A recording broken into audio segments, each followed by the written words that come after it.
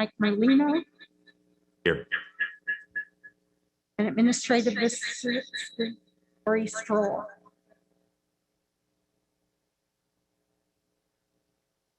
Okay, good. Oh gosh, I keep getting feedback on mine.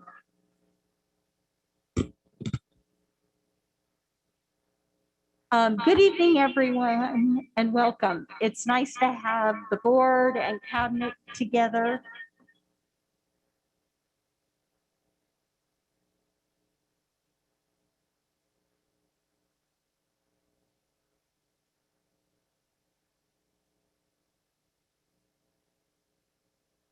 Okay, thank you.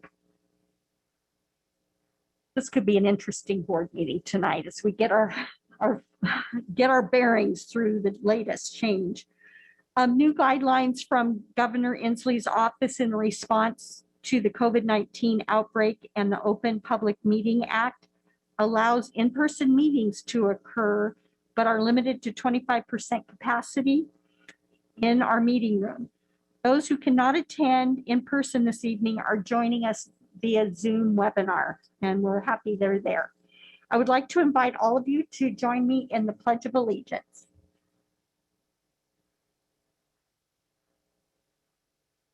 Pledge allegiance to the flag of the United States of America, and to the republic for which it stands, one nation, under God, indivisible, with liberty and justice for all. Thank you.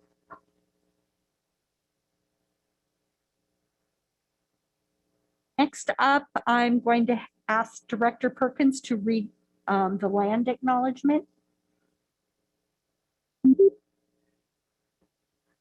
This on? Yes. Evergreen Public Schools resides on the traditional lands of the Chinookan peoples and the Cowlitz tribe. They have lived on and cared for this land and its waterways since time immemorial. We thank them for their stewardship and make this acknowledgement to open a space of recognition, inclusion, and respect for all Indigenous students, families, and staff in our community.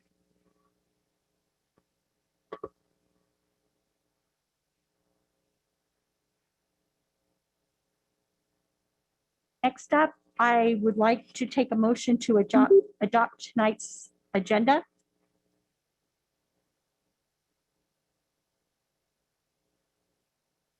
You have a second? All in favor, say aye. Aye. Opposed? Passed. Tonight we have special recognition, and it's particularly exciting because we've all been apart for so long, and it's nice to be able to be together and share in the good news and the good things that are happening in our district. So I'm going to turn things over to. Real quick, we started this last, I guess, 2 weeks ago, kind of identifying and highlighting staff members that have, from the beginning and throughout the pandemic, kind of taken the lead and stepped up. And so many of our departments, so many of our folks have been instrumental in that. This week, we are recognizing at our board meeting tonight our kind of the whole special ed department. And we've got some representatives of the special ed department here to be here and answer any questions you might have, but really just kind of recognize the fact that a lot of our folks, this started almost a year ago, and it's been quite a struggle. But when we got to the beginning of this school year, the first kids that came back were our kids in our special ed program. So we wanted to identify a lot of the folks that were part of that. Today we have Kelly Wiggin, and I'm going to apologize if I butcher names in any fashion. Kelly Wiggin is a teacher with the Transitions program. Marianne Kaiser is a teacher at 49th Street Academy and soon at Hollingsworth Academy. Rasuli Webster is a paraeducator at 49th Street Academy. Amber Lindley is our coordinator at 49th Street Academy. Barb Lorenzo is here also representing special ed today. And this is the name I'll probably butcher. I think it's Claire Grandmugin. Is that right? Close enough? Thumbs up? All right. From a teacher at Riverview. She teaches in the ALC program at Riverview and kind of represents one of the many teachers that were in our schools that had kids coming from the beginning. And I'm certainly going to recognize Jay Buno as our executive director of our program as well. I'm just say real quick thing, and I know Jay wants to come up and say a couple of words also. Really just want to say, that some of the, like I said, some of the first kids back into our schools were students on IEPs. And our staff, I remember visiting with Amber in the fall, this past fall, and we were kind of looking at the schedule, bringing kids in on certain days. And I think it was within about the first week that they said, no, this isn't going to work at 49th Street. We need the kids to come in every day. So they've stepped up from the beginning. I can't tell you how much I appreciate the work that's occurred there in all of our buildings throughout the district. And I'm going to let Jay come up and maybe say a few words also and identify not just the program 49, but some of the other things that we've had happening throughout the district as the school year has gone on.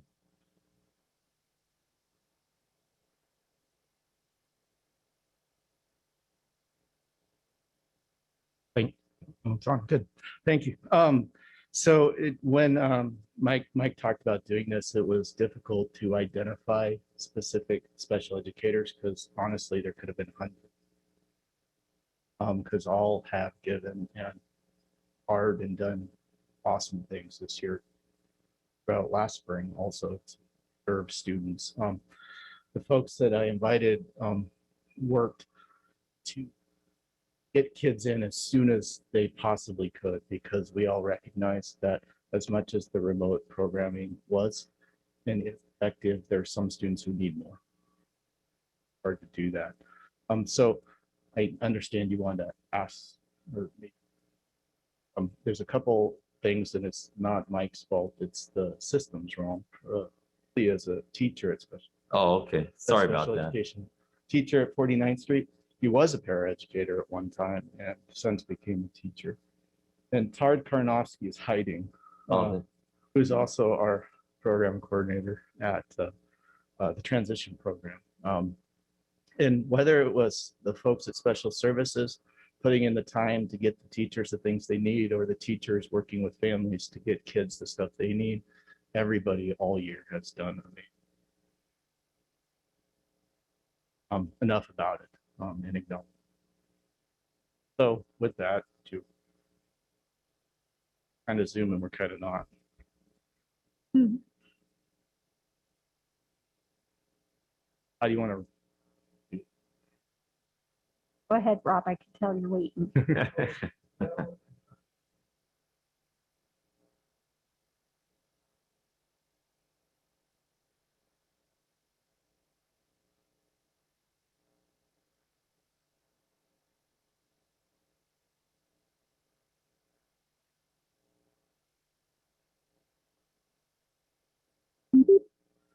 So what I think the extent of what I'd like to do is just thank you and your staff and everyone involved in the efforts that you put forth to provide this safe and nurturing environment that you're talking about. I remember talking to parents early on in the school year who were like, my kid's on an IEP and I don't know what to do. And I was able to refer them to you. I don't think that anybody in this circumstance could be satisfied with what we can do. If our expectations are the same as any year without a pandemic. We could tell from the data, we could tell from the responses as the year went on, things got calmer. And it's, I drive past 49th Street Academy, Hollingsworth, from time to time, because that's right down the road on the way to the district office for me, that kind of thing. And see the students out there as though, taking care of learning and all the other services that are provided there. They were able to go outside and still take care of that, and it was good to see. Do you?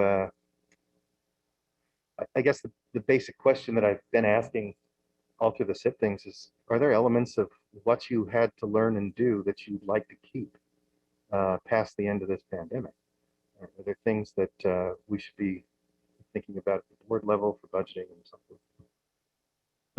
So I can respond to that, but what I want to recognize is that there's been a bunch that Barb and Todd and myself have happened without the teacher. Ask them to take a minute to come up and maybe answer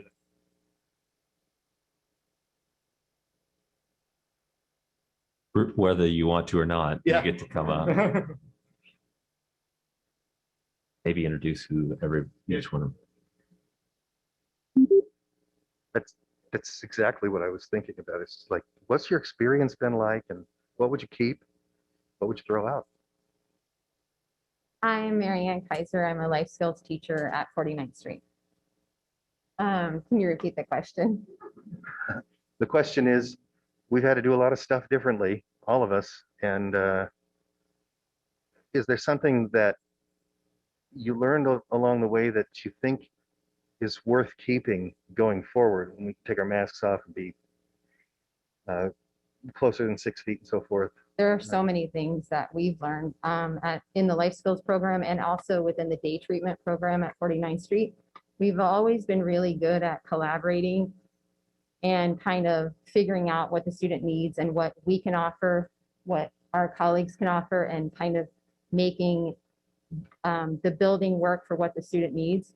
So with all the limitations that we've had to do that multiple times every day. We're adjusting way more than we used to. We're shifting staff around to meet the student.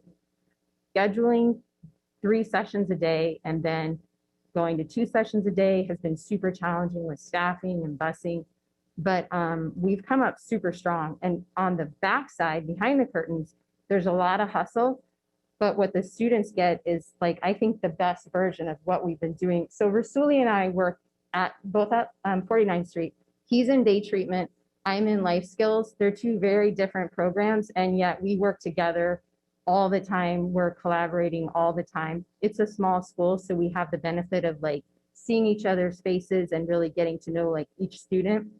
And with a little bit less students in the building, but still the staff, we have even more opportunity to really focus on the students and what the strengths are of each staff member and how we can serve them. Cool. Thank you. Okay.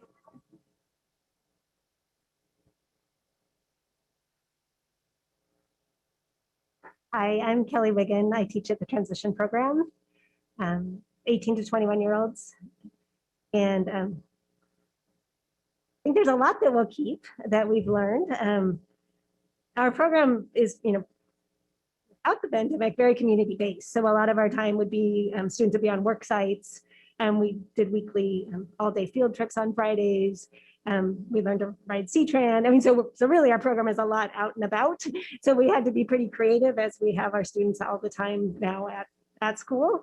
And we have virtual field trips. The Crestwood program every Wednesday at noon does a virtual trip. They did the food bank and ran in Goodwill, but I think students have gotten, and all of us, I think, have gotten more used to accessing things virtually, which is exciting. I teach more life skills type students, and they require more support to get on virtually and participate in that. But I think they've gotten better at it. I still think, I'm so thankful that we can be in person because I think they need that. But I think that they have grown in their computer skills, and so have I in our new circumstance lately.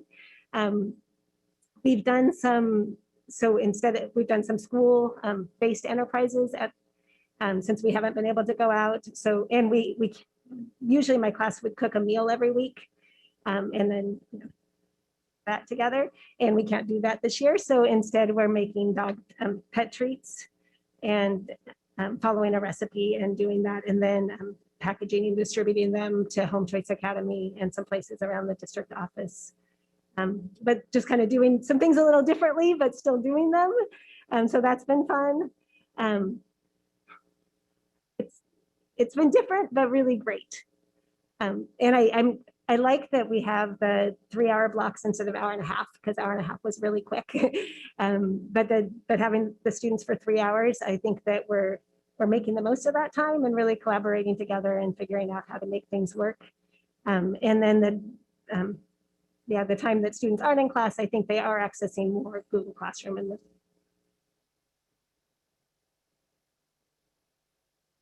Wonderful, thank you.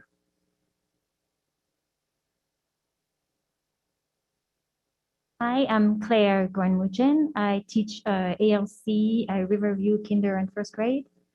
So it's kind of going along the same lines. I mean, actually found a lot of freedom in being able to be creative and thinking outside of the box to provide students what they needed.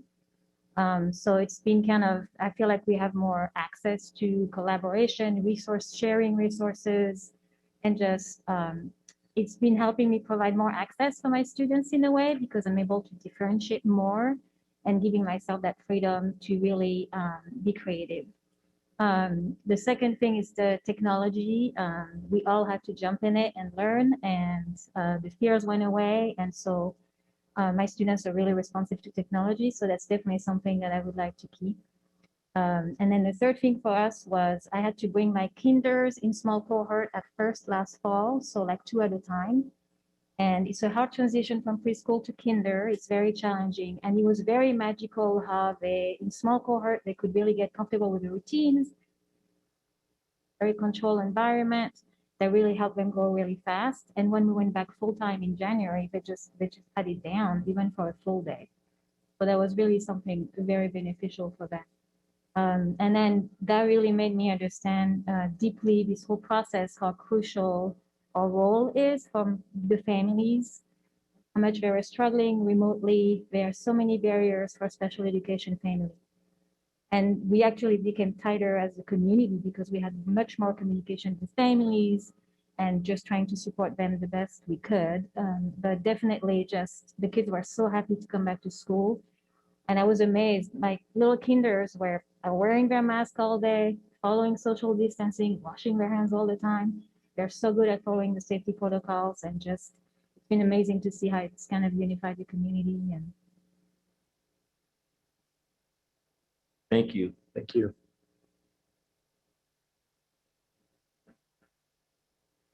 I think they said it all. So Rasuli Webster, I teach at 49th Street Academy in the day treatment side, middle school. I think for us, it's been really good because communication has opened up as far as like myself and with the general education teachers. My caseload, let me see, 7 kids out of the 7, all of them have a general education class. And so that's really cool because this virtual has allowed those kids to have a class outside of the special ed setting. So now they have something to like really look forward to instead of just seeing my face every day. So now they have something to actually look forward to, virtually check in their schedule. So to me, that's been a blessing because they get to access that. Whereas before, I think it might have been a little bit different with transitioning and busing and whatever works. So I think at the same time, it has been challenging, but it's been a blessing for us because it's allowing our kids to develop more as far as from the general ed setting. So for us, I think it's really good for our kids to grow. So, and Can I ask back on what they all said too. Can I ask a question about it? So the kids that you have, middle school kids, what school then do they zoom into? So they'll zoom into Shahala, Cascade. Wherever their neighborhood is? Yeah, their neighborhood school. Yep, that's correct. And without this experience, they have to get bussed in to take the class there, and then they get bussed back. So it just makes it much more seamless and accessible. That's awesome. So I mean, it works out. I mean, so for some of our students now with the in-person, they can actually go in person too and still be virtually supported. So it works out pretty good for us right now. Yes, thank you. Thank you. So I think just in summary, they're already innovative people and the work they do every day is just flex innovation. And doesn't work, they try again, doesn't work, try again, doesn't work, try again. And so this opportunity has presented a reason to even be. If I was to advocate for something, I would be advocating for this with continued opportunities for flexibility. And heard about the ability to remote into classrooms, whereas in other times that isn't the case. You've heard Mike talk about stories of students who've done better in remote instruction than they have in the past, and it's still our job to help support them to function in a classroom, but also take advantage of ways to help them advance academically more efficiently than maybe they have in the past. So those are some of the things that I hold on to. I would say we've also had significantly more parent involvement and inclusion conversations around their kids' needs through this than we have in the past. And our teams go out of their way to include parents already. So this actually advanced that quite a bit. And so that's something that we'll try and hold on to, is this online meetings and stuff. Works for people. Anyway, I appreciate the spotlight. Oh, sorry, Julie.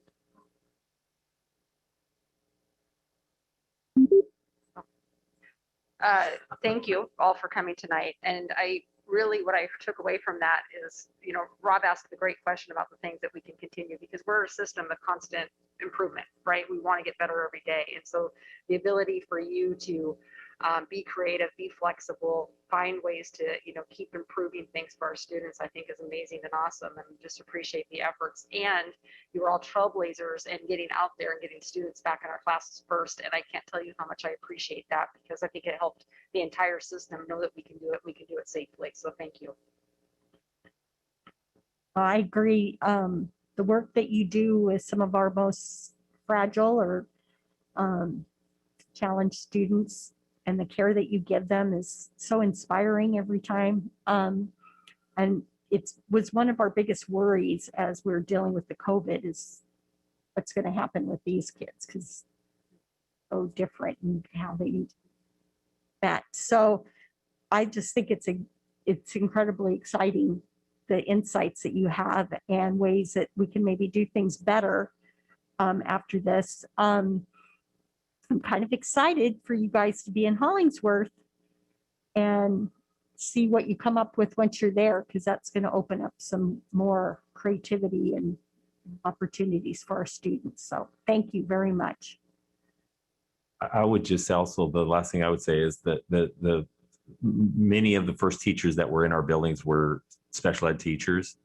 And every time you go through an iteration, whether we started with kindergarten and special ed, then we go to first grade, then we went to second and third and fourth and fifth.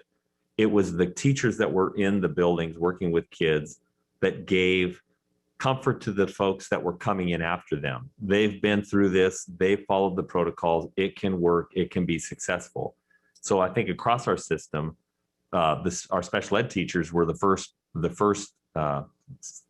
among the first staff in the buildings to help kind of, as you said, I agree completely with what you said, Julie, about being trailblazers. I don't know about trailblazers, you didn't necessarily have to use trailblazer, but being the first ones there and how significant that is. And now we're seeing that our sixth grade teachers are the teachers that are leading the way for our seventh. And next week it's going to be our high school. So very appreciative of all of the work. And I also want to point out how amazing Amber has done in her role at 49th Street Academy. I talked about going there in the fall of 2019 before all of this happened, and it across the board, everybody said that, everybody felt that way.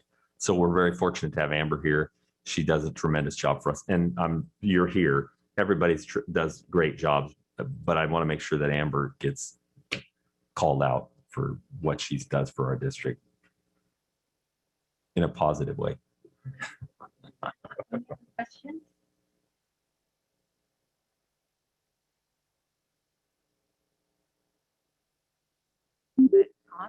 No, it's on. Okay. I don't have any questions. I think Rob asked a great question, but I wanted to say I think it's incredible that you turned what was a really difficult situation into an opportunity to collaborate with each other, an opportunity to be flexible, to help your students be flexible, an opportunity to be creative and think outside the box. And that is just really a testament to all of you. And the fact that you guys have dedicated your lives to these students and your careers such an important part of your lives, to some of the most vulnerable kids in our society really shows the content of your character.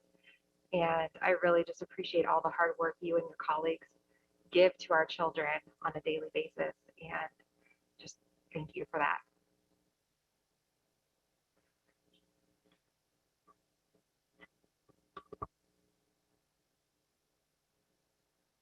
Next up, we have the board consent agenda. Motion for approval. I move to approve the board consent agenda as presented. All in favor? Aye. Any opposed? I know, it's so nice to say it together. Okay, next we have the superintendent consent agenda. Do we have a motion for approval?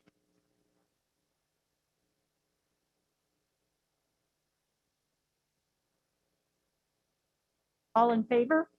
Aye. Any opposed? Okay, approved. Thank you very much. Okay, next up, oh wait, I almost forgot someone. I don't want to do. Okay. Mike? Yes. Superintendent's report, Yeah. please. So I've got a few things I want to go through real quick. The first is that the county released the updated numbers this, I guess, late morning.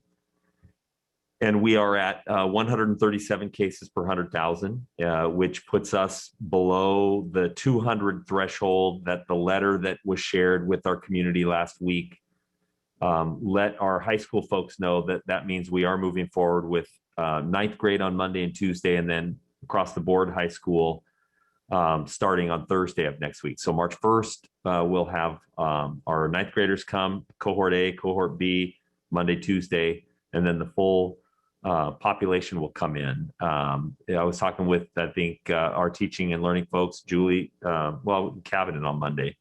We're looking at about 60-40 for secondary. So 60% of our kids are on site and 40% of our kids are remote, roughly.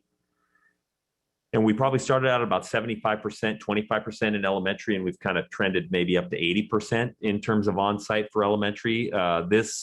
We started February 1st with our full elementaries on site. And so we're basically almost at the end of our first month of having K-5. Can't say enough about the work that went into getting us to the point where we're at today to have that happen. I got a call from Elizabeth at Brawley at Riverview, just basically saying thanks to all of us for everything that we've done to get them to the point, to help support them in their work, to get to the point of having kids back, and how wonderful it's been to have the kids back in school. Sixth grade started last week.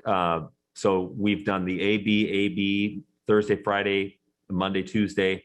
So everyone will be back in middle school as of Thursday. So when we get to the end of next week, we will have K-12 back throughout the Evergreen school district, which is, I feel really good about that. I was on a call last week with superintendents from the King County area, Spokane, Olympia. King County, they're still trying to get kids. The folks that were here today that have been working with special needs kids from the beginning, they're trying to get their highest need special needs students in Seattle and some of the districts up there. So it really is a testament to, I think, the work that the county has done working with Dr. Melnick and following the guidelines. I think it's a testament to the work that has happened in all of our schools, how successful we've been with the protocols and following the protocols that were put in place by the Department of Health. So that's very exciting for us. I was on a Zoom call this afternoon with Superintendent Reichdahl, and he talked about, I think somebody in tonight talked about, I think maybe with Rob, talked about the 6-foot rule, the rule, the Department of Health 6-foot rule. So we're in moderate though. So the 15 student small group is not in effect at this point. It's really the 6-foot rule that kind of guides how many students you could have in a classroom. They're starting to work with the Department of Health in terms of identifying if we're following the science for when that might be relaxed down in terms of maybe 3 feet or 2 feet or altogether, and how many vaccinations need to take place. And so they're starting to look at that, looking at studies around the country, around the world, to help us kind of chart the course. What are the next steps now that we've got K-12 in a hybrid? How do we get to? And that is a significant, obviously significant issue for us, is the 6-foot social distancing. Our class sizes and the sizes of a lot of particular older students makes that problematic when you get to a certain number. So that's something that we have to keep an eye on.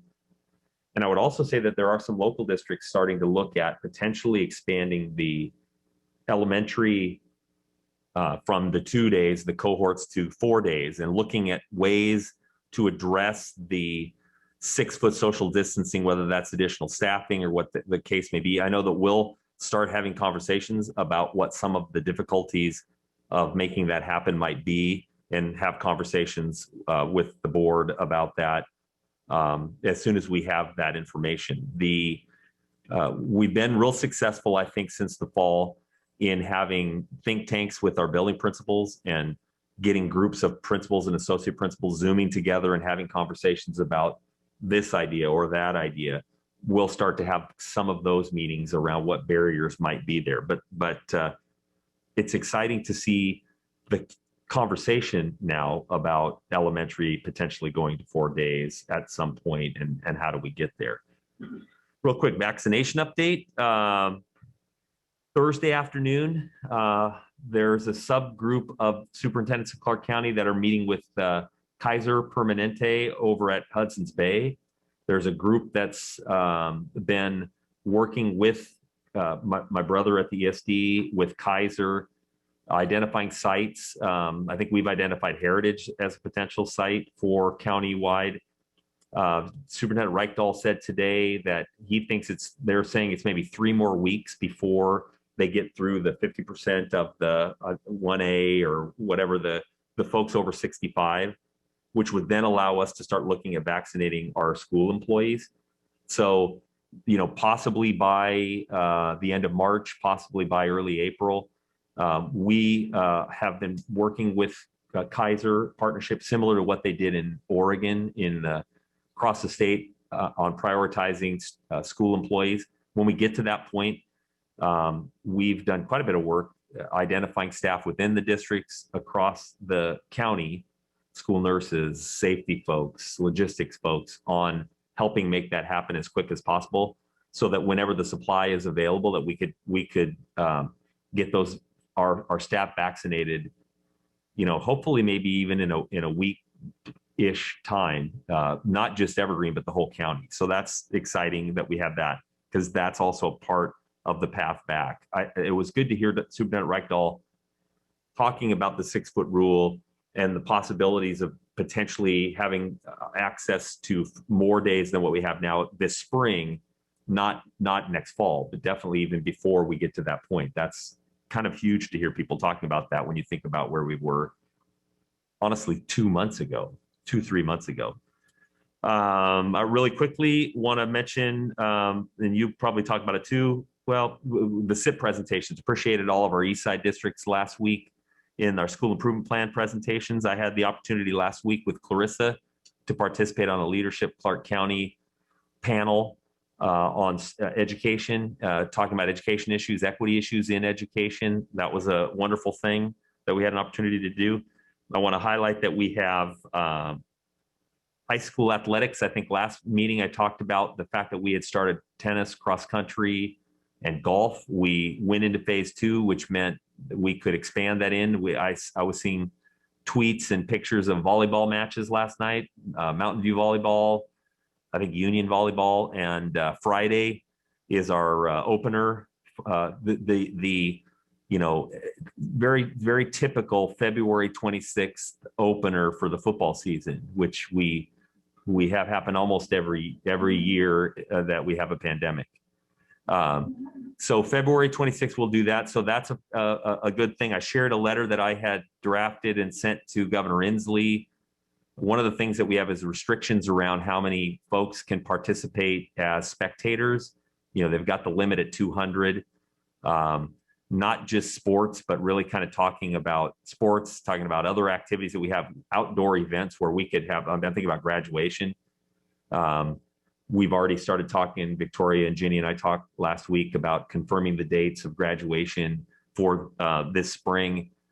And then we start talking about what does graduation actually look like. And so hopefully there's some ability to relax some of the language around who can be on site. So anyway, I sent it, not that my letter to Governor Inslee will mean anything, but I think it hopefully means something to our families that we're trying to do what we can to support what they want, is to be able to see their kids participate in these activities in a safe way. Graduation dates, Lori probably shared them with you already, but June 10th is when it starts. Our first one is the transition programs at Mountain View High School, and our last one is on June 12th at 7 p.m. with Union High School. So in between, we'll have one, two, what do we have? 7? I think it's 7 graduations for all together. 6 high schools and the transitions program. So looking forward to that. That'll be great. Last year, our kids didn't have that opportunity. They had the opportunity through a drive-through graduation. I think it was in August. We will have the opportunity to have a graduation this I guess spring. It's still spring at that point, and that's exciting. So anyway, that's a lot, and I will stop at that point. Yes. It's exciting about the graduations. Okay, next up is Gail Spohler, who will share with us the good news.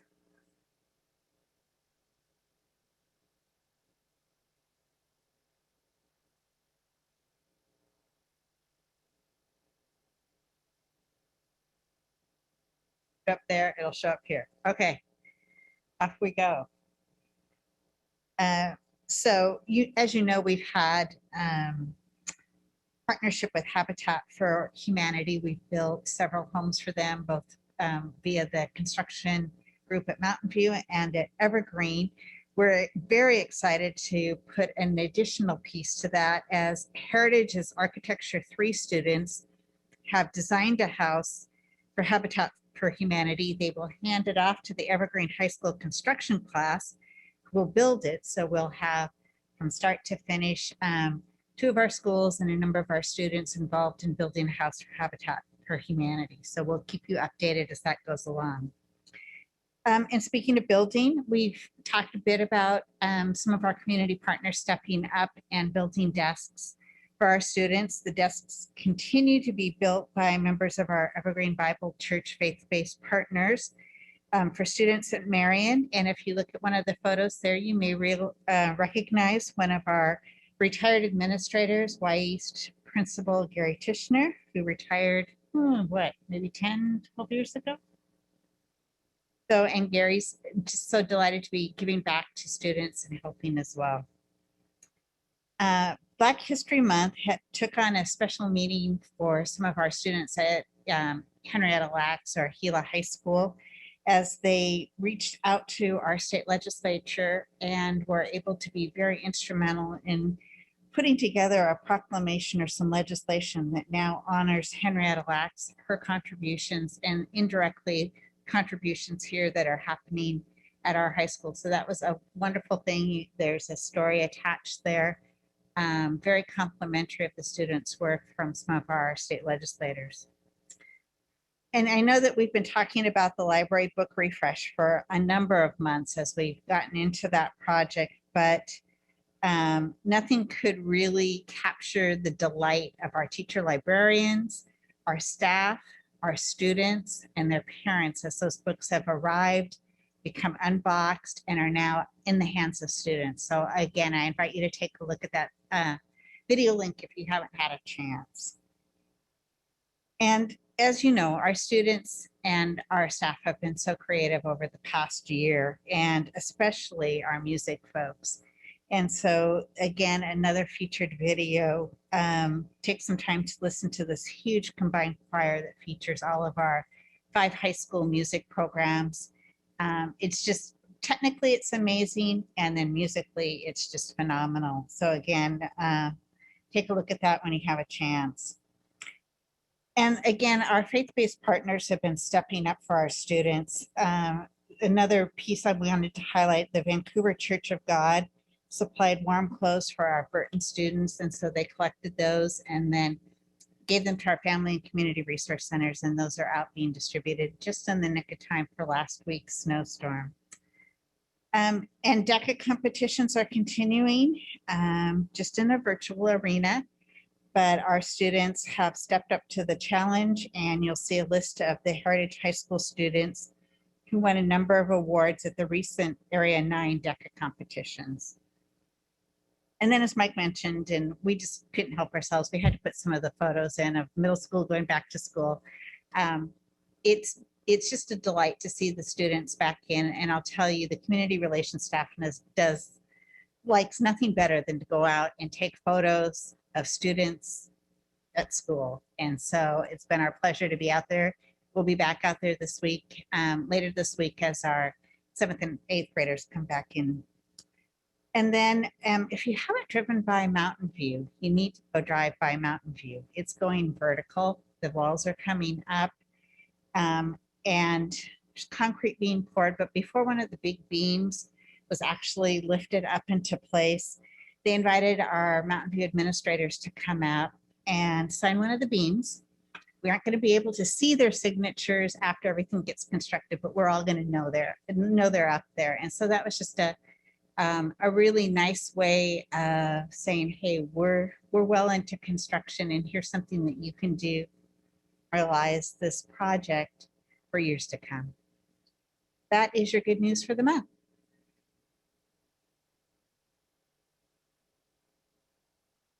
Up, we have a budget update, Mr. Merlino. Yes. Throughout the year, we've talked about revenue issues with respect to enrollment, and then also concerns about transportation and how that potentially was going to impact the district. Typically, we receive about $16 million, 16.5 million. We budgeted for approximately $16.5 million this year. We knew that the state was going to potentially reduce that just a little bit, but in a typical year, we'd have been right around 16 million this year. As a recap, we get 3 counts throughout the year: spring, fall, winter.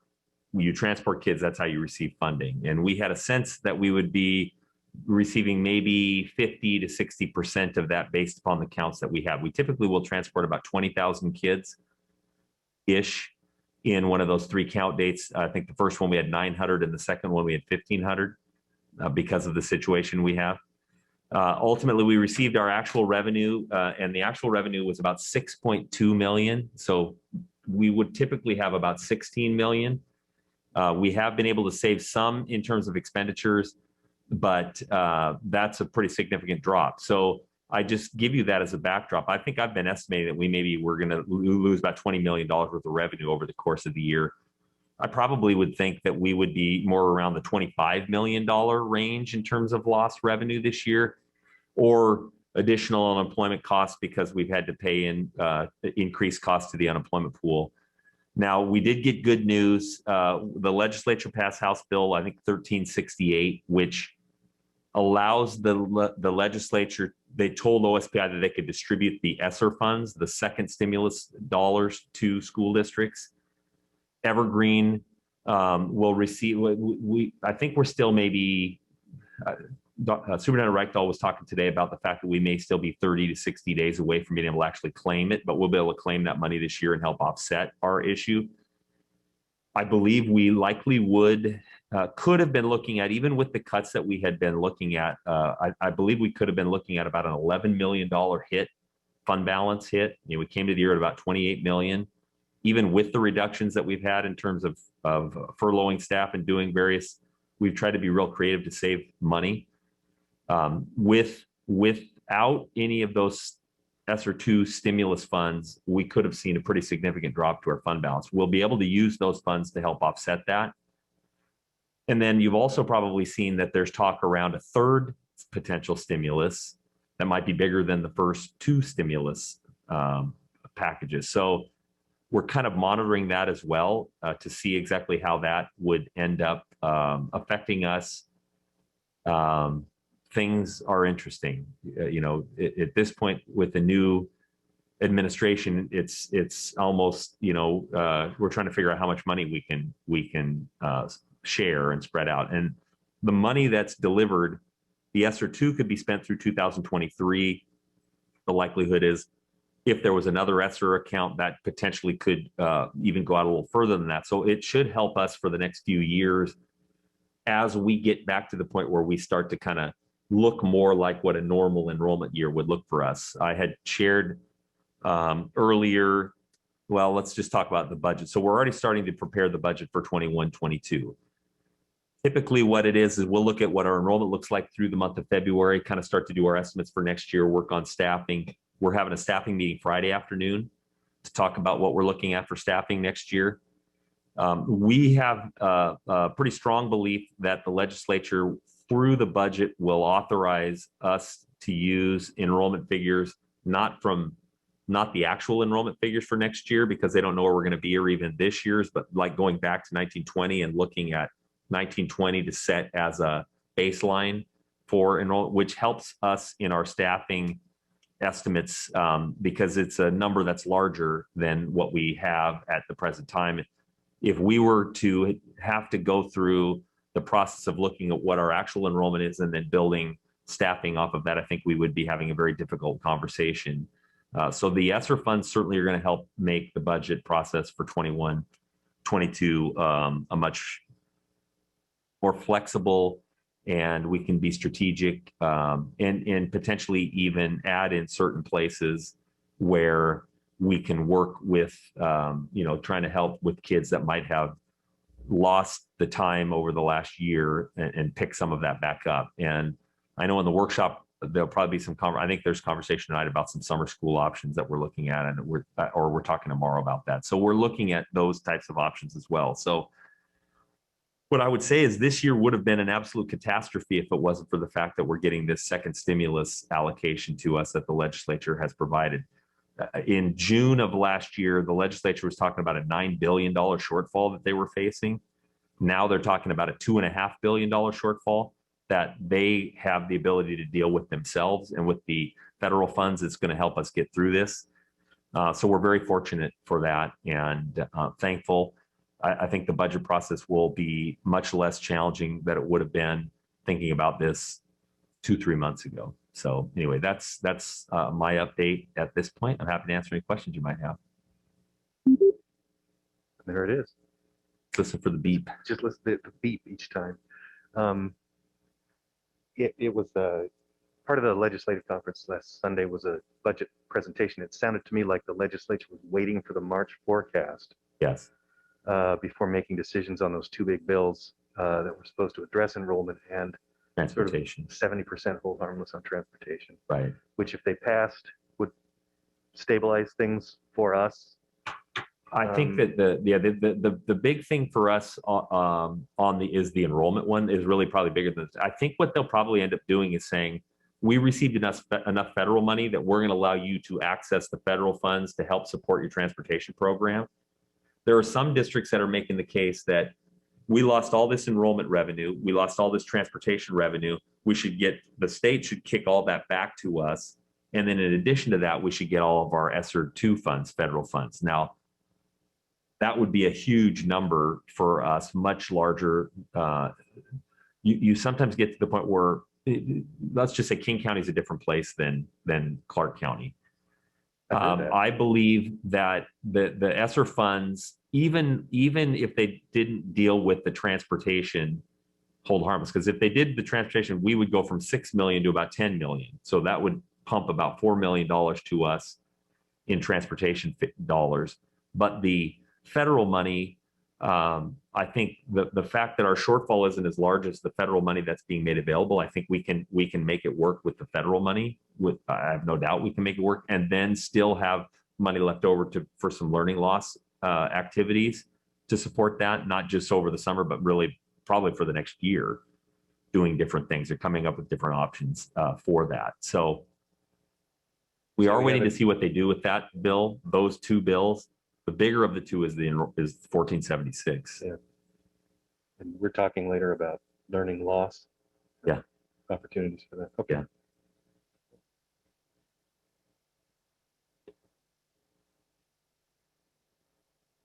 Thank you. Next up, we have board comments. Have any comments by the board?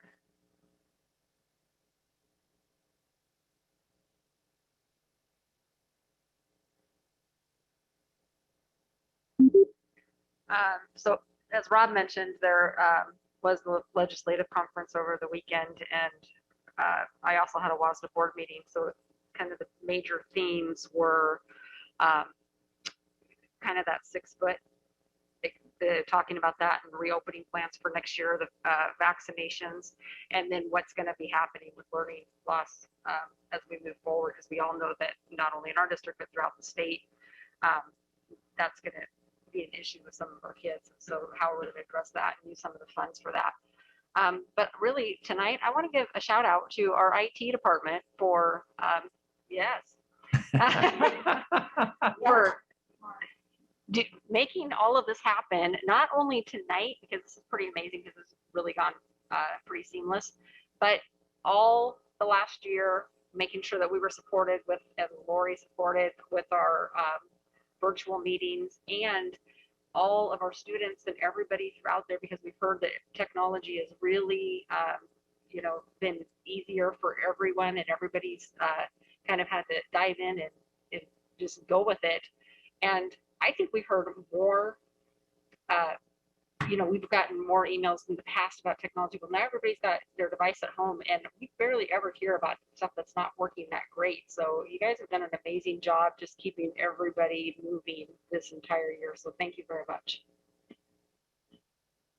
And can I just add to that? I know this is not my comment, but I agree from exactly everything you're saying, but then the kids, the devices that they have them, the fact that they've responded to them. I mean, we got feedback from our building administration this year, IT through the roof. So I've been here long enough to know these two probably were still in grade school, but IT wasn't always viewed That's that right. way in this district. And so the idea that the survey results that come in for the work that IT is doing, the fact that we were able to just basically turn on a dime, and also the voters, the fact that the voters provided us with the funds to move forward with the devices and having the devices.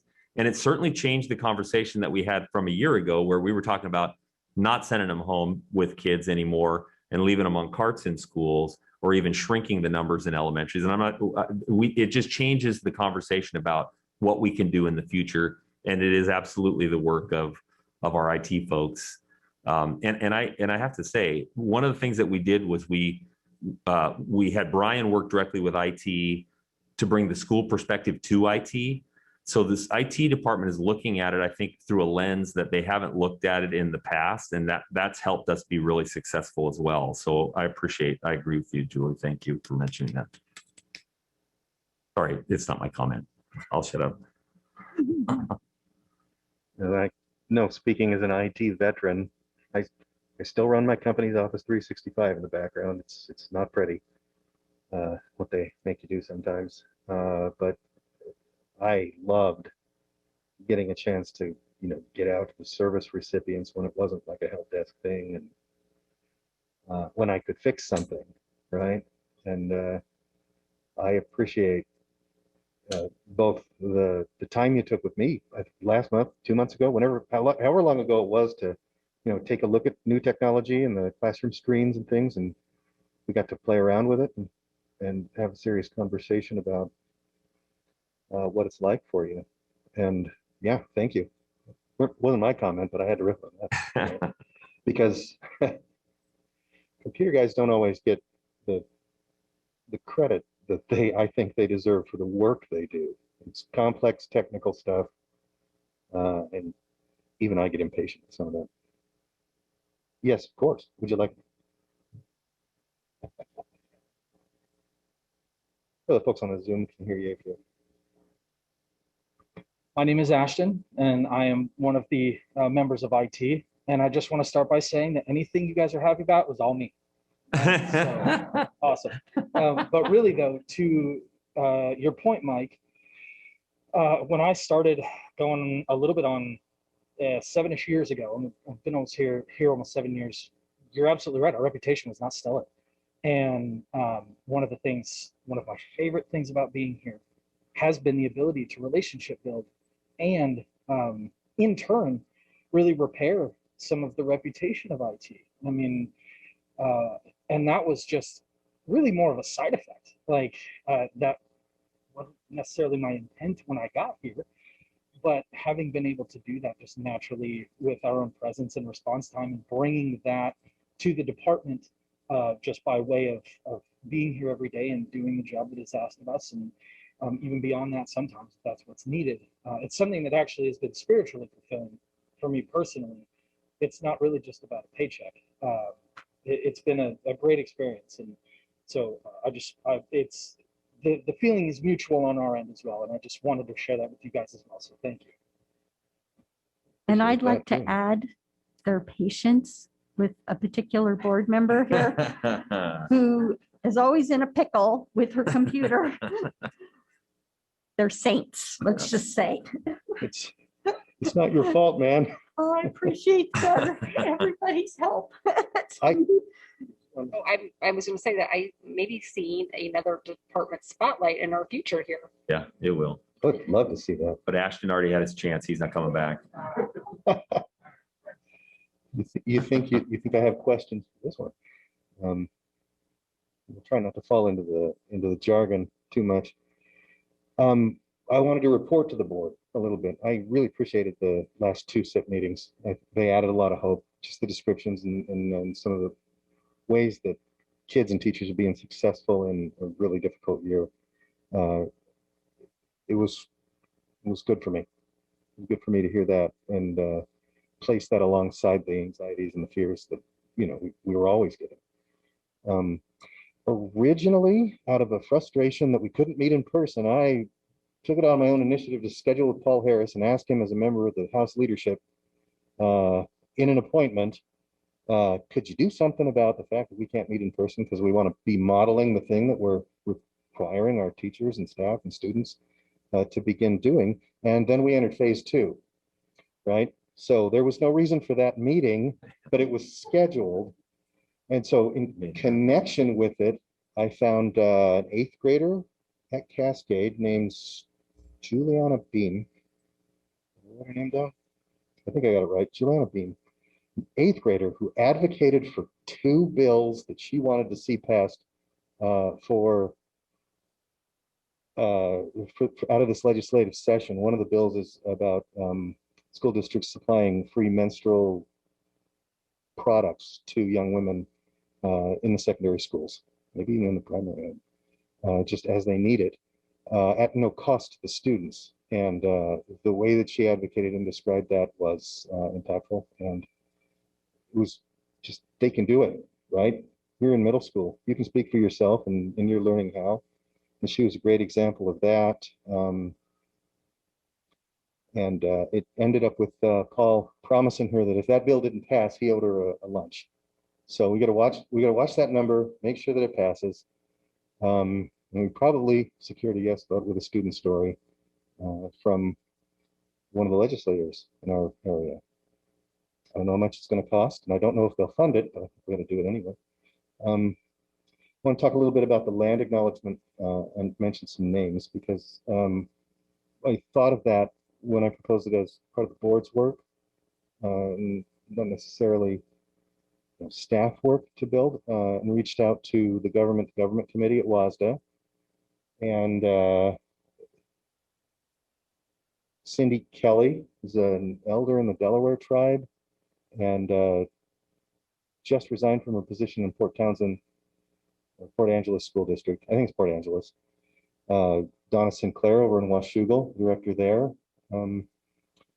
offered some things, but also Emily, I'll get these names right for my sake and theirs, is that Emma Johnson of the Cowlitz tribe participated, San Robinson of the Chinook Nation. So this, and with some recommendations from some others, but it was really that example from WASDA, how they were incorporating the land acknowledgements and that desire to connect into their meetings that was the inspiration behind we ought to do that too. And I'm hoping that we can continue to make that statement and then refine it if and when we get further consultation. I might have missed a tribe, and I don't want to. We're at the legislative conference. Did you attend the conference on this Sunday? Okay. What I thought to talk about for that was Emily Making's the Washington Research Council state budget presentation. Mike said a little bit about that, and it was probably more positive than I hoped. That she was saying our budget problems for this year are balanced. The budget is balanced for this year, and the work to do is for the next budget. She talked with a lot of hope about a third stimulus, so we know that they're watching that very carefully and advocating for that. And we got to listen to students and senators and representatives. I think 3 of the 4 legislators that they brought forward are current and former school board directors. Hawkins and Lisa Wellman was on a school board. Alex Ibarra was on a school board. And they spoke and asked questions, but that's where I draw the perspective that the learning loss question is on everybody's mind, probably from President Biden all the way to the students whose learning has been lost. It was a good meeting. It was online. I'm getting kind of tired of online meetings. It'd be nice to take a break from those. And I have the list of hot topics and the summary from the meetings. You can share the recordings or whatever you want about that. But what I see is more groups, more aligned about more things than in previous years. Like everybody's got their eye on the ball.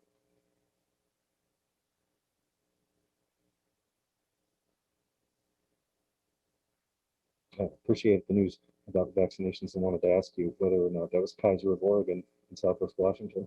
Southwest Washington, pretty sure. Okay. I think actually the lady that we're working with is Kaiser of Oregon. Mhm. And it's a combination of the two that she was the one that led the efforts in Portland at the convention center or wherever they did it over there. Right. So we've had conversations with her, but there've been both representatives on both sides of the river. I'll know for sure. Clark County Kaiser is Kaiser of Oregon, and then the rest of the state is Kaiser of Washington. I wondered if they were including our area quite as completely, and it sounds like they are. Yeah, we had a meeting with them. I think it was 2 weeks ago, where they talked through what they had done in Portland and how that might work for us. And so that's kind of working with them with Dr. Melnick to try to make that happen. Yeah. Okay.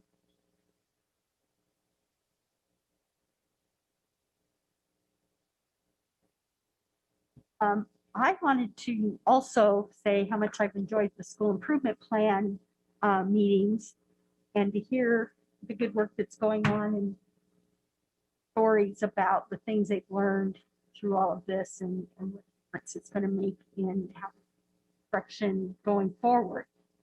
But the other thing I wanted to talk about tonight was, and Sue, you better listen here, my friend, we got a really nice letter to the board about thanking us for being such a good neighbor over at Heritage. There's a lady that named Catherine, and she lives over there by Heritage High School, and she loves the trees that we have back there, but with the snow, we had some broken branches and such, and she called and talked to Gayla and in the facilities department and asked if we could get a message to whoever takes care of that. And immediately that day, somebody came out and looked at it and then said, we'll take care of it tomorrow. And they did. And so she said, it's such a pleasure being neighbors with the school district who has such great customer service. The work your workers did, the cleanup and everything was so great. I hope they acknowledge their work and great customer service in some way. I wasn't sure how it would be having a school for a neighbor all those years ago when I bought my house, but it's been great. Thanks for helping a neighbor out.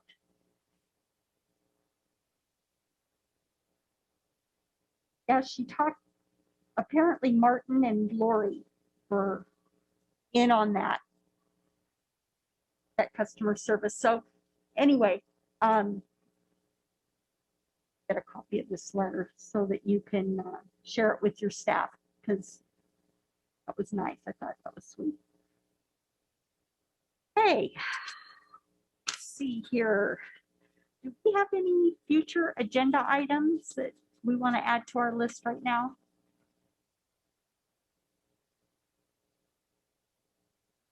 Okay. At this time, we have citizen comments. This is a time that citizens may address the board. Has to be about something not on the agenda tonight and not personnel or legal in nature.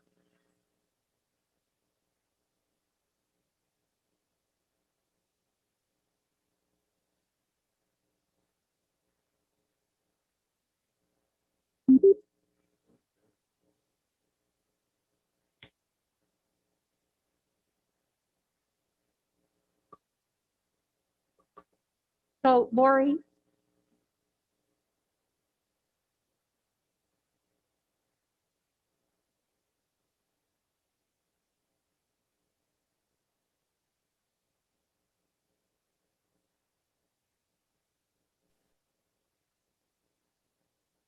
Hi, can you hear me? Because I cannot hear you.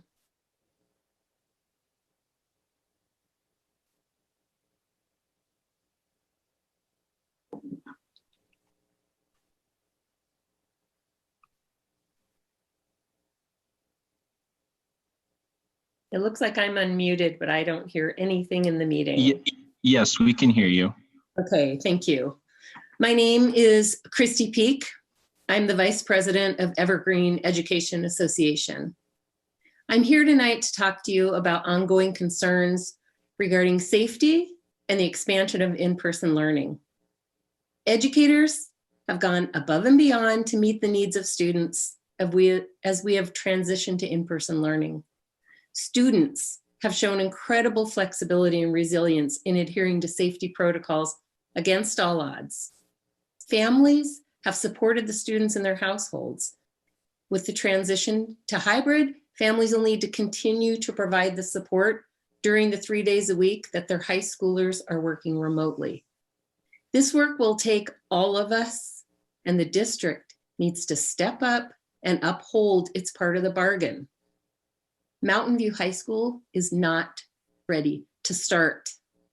Pretending that we are ready could be dangerous, could have a negative impact not only on the health and safety, but on the continuity of learning and services.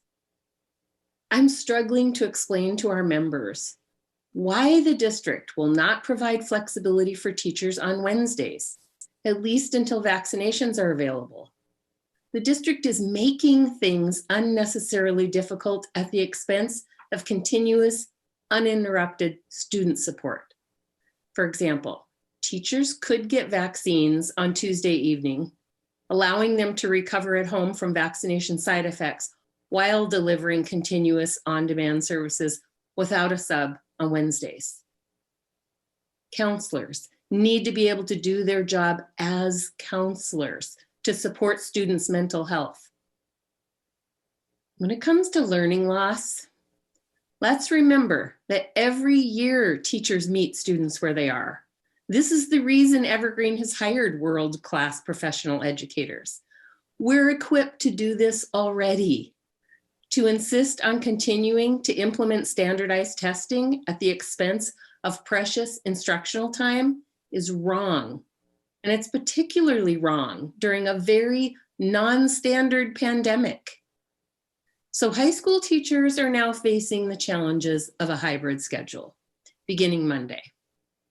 The associated workload will be astounding, and the time teachers will have to serve remote learners is severely limited. The district should not be assigning additional tasks that do not directly benefit students. When our educators are overworked and understaffed, students suffer. It's time for you to respect the professionals in our classrooms. This is what we do. This is what we're paid for.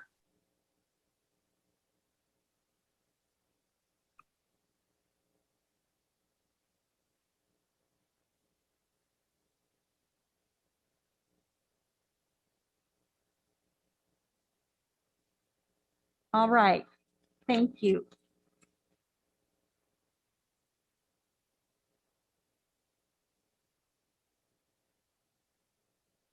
Okay, now we will go into recess.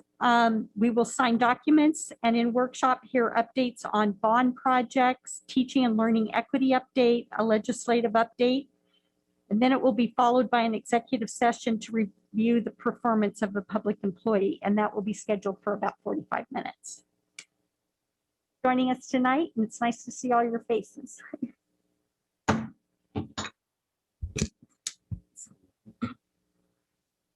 Because we'll zoom on this for the workshop too.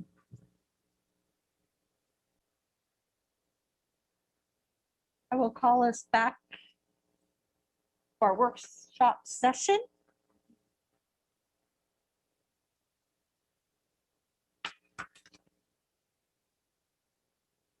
So first up, we have Sue Steinbrenner talk to us about the bond projects. And I'll just say real quick, we are, I guess, Sue sent out an email the other day that, or a text, no, it was an email actually, that talked about it being the 3-year anniversary of when the bond had passed. And thinking about that night in, I believe we were at Hopworks and celebrated with some pretzels at Hopworks. And so here we are 3 years in. I think she can even share that not the last, well, yeah, I think that might have been the last project that came in and was bid today, right? So what we're talking about tonight is when we ran the bond in 2018, we had a series of projects in the bond resolution that the board authorized in order to allow us to move forward and ask the voters to support the bond. We at the end of this project will likely have funds. We will have funds still left at the end of the project. And Sue will talk about a kind of combination of reasons as to why that is in terms of why it is that we have money left over. They're all positive things from my perspective. I think I've talked to a few different people about the fact that more often than not, when you think about governmental agencies or government organizations running projects, they usually come in over budget and late.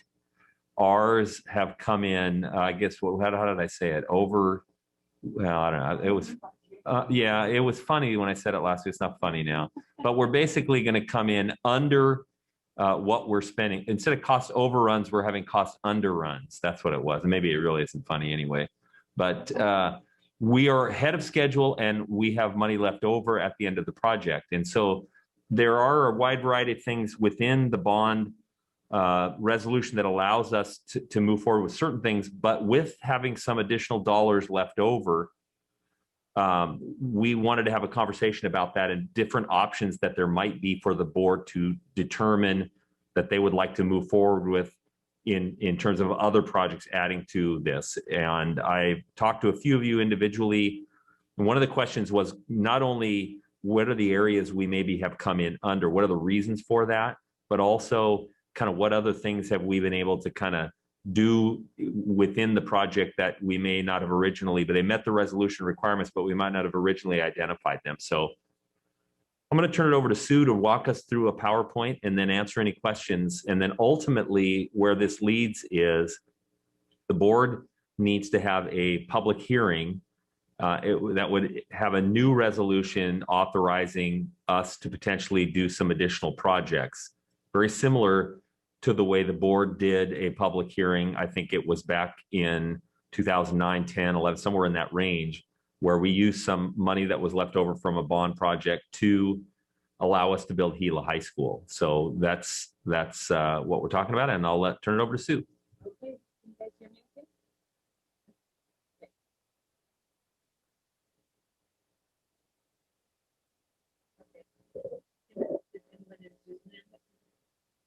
Hold it up here. Oh yeah. Okay. So What we're going to talk about tonight is what are some of the risks and what are some of the rewards. And we'll talk through kind of budget, schedule, design. I put reputation in there, and that's what I think we as a public agency have earned a good reputation over this last several years in terms of answering questions, being responsive to contractors, making, being there to help. I think a lot of public agencies get bad reputation sometimes about taking a long time to pay or not helping with intents and affidavits. I know our guys complimented our IT department. They've been really great working with our maintenance department, has done the same just across the board. Everyone, you ask the media specialist, how many volumes do we have in an elementary school? They've just been able to get good answers quickly. So then we'll kind of talk about other project enhancements that we've done, and then the considerations that Mike was alluded to earlier. So going back to November of 2017, that's when we actually passed that first resolution of what would be included in the bond.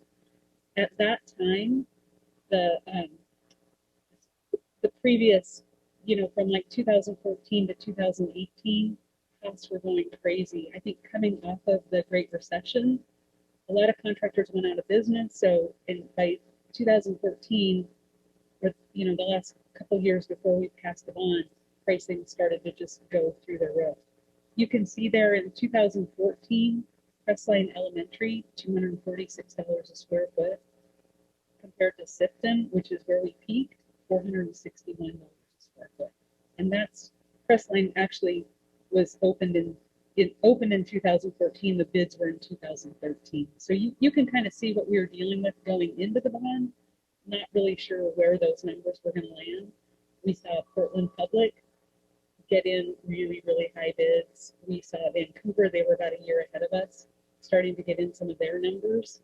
So we went in with 5% annual inflation and 5% construction contingency. And then we had other contingencies on top of that, just for owner contingency. Throughout this presentation, I use inflation and escalation kind of interchangeably. Escalation is usually more tied to construction, but they're basically the same thing. I did mention earlier the teamwork, not just internally, but externally. A lot of those budgets were based on feedback that we got from our contractors, from our design team, from the subcontracting community, because it was not just on the major bond projects, but also on the capital renewal projects. We got a lot of feedback from them. So the next one, so where some of those dollars paid off, our state match when we went in November of 17 was 95.3 million. So state match is based on the eligible area, so how many square feet you have in bricks and mortar that are at the right age. It's based on a construction cost allowance or allocation, and then it's based on our percentage of funding assistance. That's how you get this gap number. So one of the reasons for the increase in, so we got another 25 million on top of what we had estimated. The construction cost allocation goes up every year. It's gone up every year by about $6 a square foot, but we didn't know that. You can look back and it looks like, yes, it will continue to go up, but when you're not really sure, we just were conservative and carried the 95 million. The other things that kind of impacted the increase in state match is the eligible area. So Mountain View, we were able to go back and find our D form from when that 900 building was put in. It's actually a modular, and the state had counted that as part of our permanent inventory. We were able to demonstrate that no, it really is a modular, so that saved us some money. The other thing that we did when we moved Mountain View up a year, part of the state match number, so it's current inventory to your projected enrollment, we anticipated that enrollment would start to decline. So we were able to, in moving that up, capture the projected enrollment. So it's a cohort survival. It showed that we would still be growing. So we were able to capture, I think it was another 14,000 square feet of unhoused students at the high school level, which was, I want to say that was intentional, but I think Rick Yo was just at a Mountain View meeting and got the wrong date. And then the job moved up a year, honestly. So that was about a $2 million change. But of that state match, so far we've only received 14 million. So there is, the state's good for it. But the other thing we did was last summer, the state, there were a lot of bonds passed in that same time frame that we passed, and the state was a little bit short on their funding. And they asked us if we would mind postponing the funding of Mountain View by a little bit and to get into the next budget cycle, which we did, and that got us another 2 million because it went up $6 a square foot, so it's another, it was like 1.5 million in the contract. So that was good. A couple of the other things we did, we changed the timing of the bids from late spring to winter when the contractors are slower, and you'll see that in a couple of slides down the road, just increase in how many contractors participate in the bidding process. And then the other thing, you know, I think our timing has just been, we've been so very fortunate. When COVID hit a year ago, it was, we all know, right? We all went through it, but it turned out school construction was considered essential. So the private sector basically just shut down. That just happened to be at the same time that we were wrapping up the design on Mountain View and Pines. So when we went out to, those are both GCCM, so we had the contractor on board. On the Mountain View project, the contractor basically said, look, you know, there's so much risk, so much unknowns, you know, the number kept getting really inflated. And we said, in the spring, we said, okay, well, we're not willing to take that risk. We're going to put it on hold.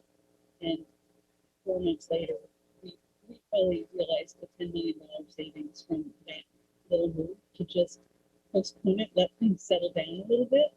It was a risk because we weren't sure, but we weren't willing to take that, you know, all the extra, basically just putting the risk on the owner.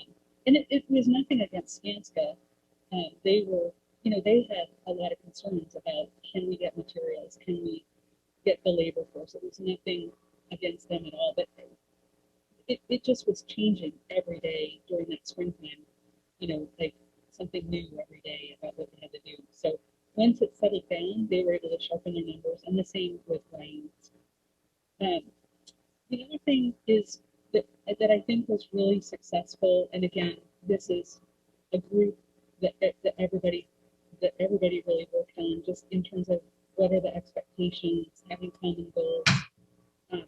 And I want to acknowledge, I think Derek Beziel in our IT department has done a really good job of kind of looking at operational expectations and then functional at ownership. So who has the big idea and what does it take to continue that through the life of the bond, you know, the life of the building?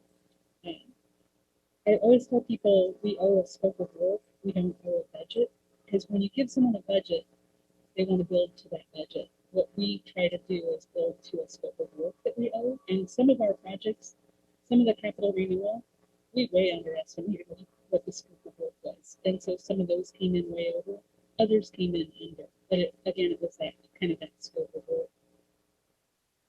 You guys can interrupt me if you have any questions. So this next slide is basically kind of just looking at the prototypical. The prototypical, because that really, I think, was a big part of the savings, and I don't know exactly how much, but that construction cost, so that's including change orders and the site work for the average of the last 5 schools that we did. I didn't include Burton just because we haven't awarded it. I think that was on your consent agenda tonight to award Burton, but I didn't include that. The furniture, fixtures, and equipment, so FF&E, normally you budget around $35 a square foot for that. Emerald came in at 34 because that's a brand new school. Sifton and Image actually came in about 24, just under $24 a square foot, because we moved the existing curriculum and technology and a lot of the existing stuff over to the new building. So you figure, okay, 61,000 square feet, $10 a square foot, 5 schools, that's about $3 million right there. I don't know, our Marion and Ellsworth are tracking right along that same kind of just around that $24 or $25 a square foot. We have had some increases in material costs, but not enough that it's going to make a difference. The other thing is we saved money because we took those first 3 schools and incorporated the change orders that we had. So the first 3 schools were running 3 to 4% in change orders, which is around $1 million. Almost half of that was related to COVID. So our change order percentage was super low in those projects, but what we were able to do is take the lessons learned from those schools and incorporate it into Marion, Ellsworth, and Burton. Marion and Ellsworth right now are running just under 1% in change orders. And a lot of that is just site stuff that you don't anticipate or would have no other way of knowing. And the indirect cost, so the indirect cost is all the architectural, engineering, professional services, testing and inspections. The A&E fees on the prototypical schools were lower than a traditional school just because you have 6 of the same design. And we tweak them as we go. We made some changes in the XRC and made some minor modifications, but that normally on a normal school project you'd see that 12 to 15% in A&E fees, and we were just under 6. The other thing is, I don't know if you guys remember, a couple of years ago, the city of Vancouver collected the wrong amount of impact fees. So we worked with them to develop an interlocal agreement. They set up an escrow account, and we were able to, that money would have gone to impact fees, so it's not really savings, but it's added on top of the impact fees that we would have spent on the bond. So that was about 1.2 million. So on our prototypical schools, our soft costs are running about 20%, which is really, really incredible. That's really great. The downside of that is that we're gonna open 5 schools without having very many kids in them. So if something's wrong, it's wrong on all of them. Yeah. Examples of soft costs consist of like what? Soft costs are architectural and engineering, professional services. So all the commissioning, all the testing and inspection. So when they go out and do concrete tests or steel testing, sales tax, permitting, there's a number of different pieces that go into indirect. Indirect costs are basically anything that's required to get the work done but doesn't physically show up in the building.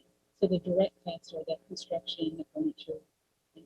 And the soft costs are the indirect costs. Mm-hmm. Okay.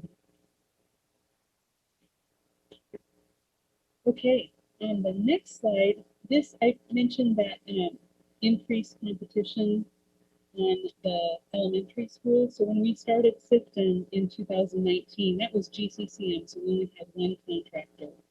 That following May, we had 2 bidders on Image and Emerald.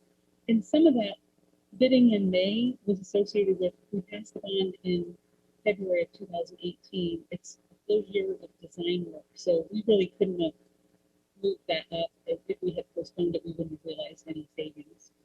Then we said, okay, let's bid Marion and Ellsworth in January.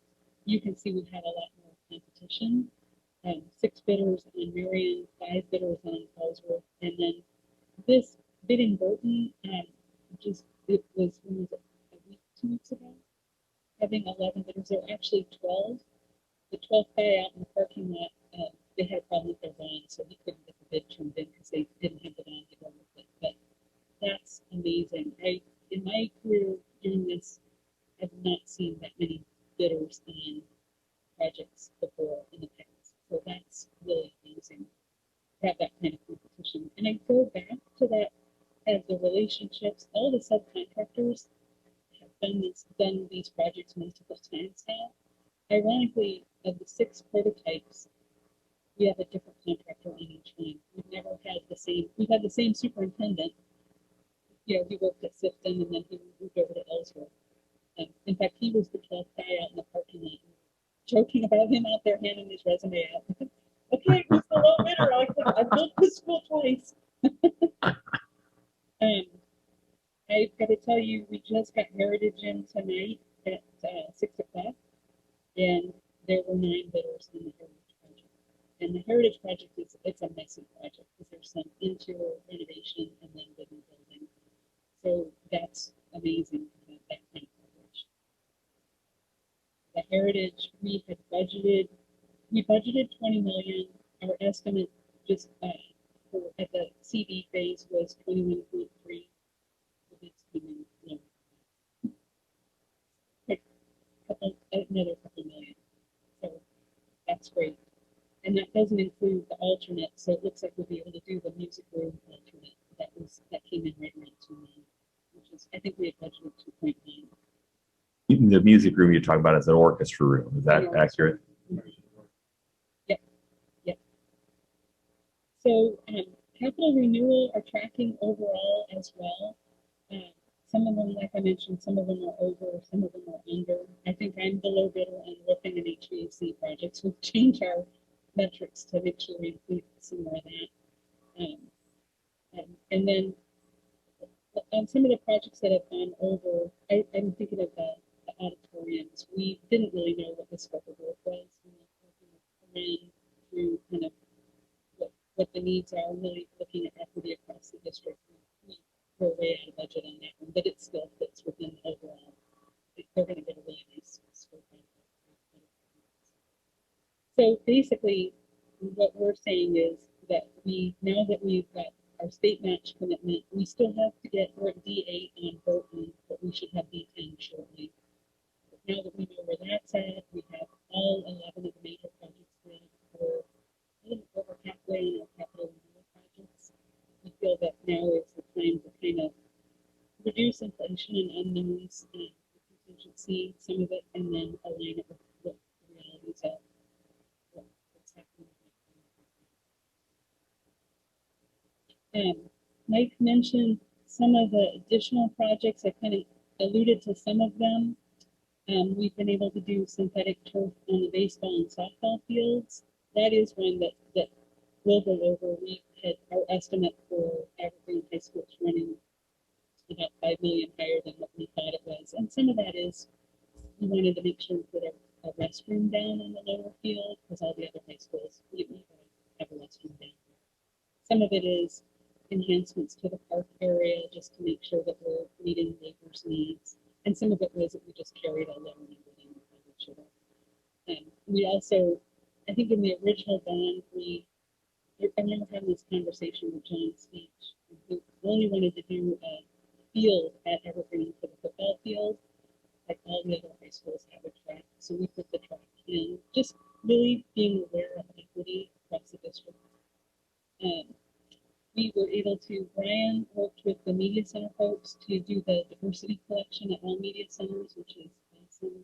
I think that was just under $500,000.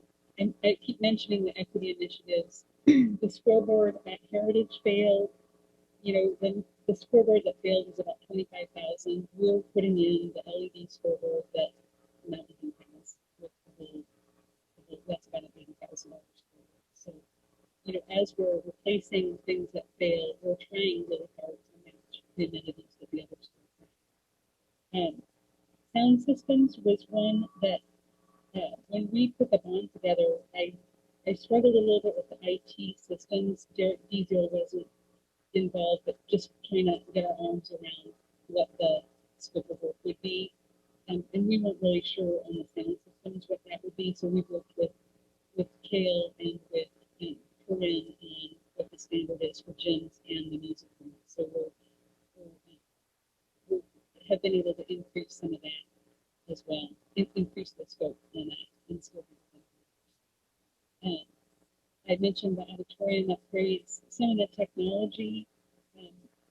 Derek's done a really good job of getting feedback and trying to align what we're doing in all the schools. So like our clock spells and intercons, we'll now have a digital reader on the clocks that tell you when there's an emergency so that our students, staff that are deaf and hard of hearing can see and get a visual alert that there's a lockdown or there's some kind of emergency.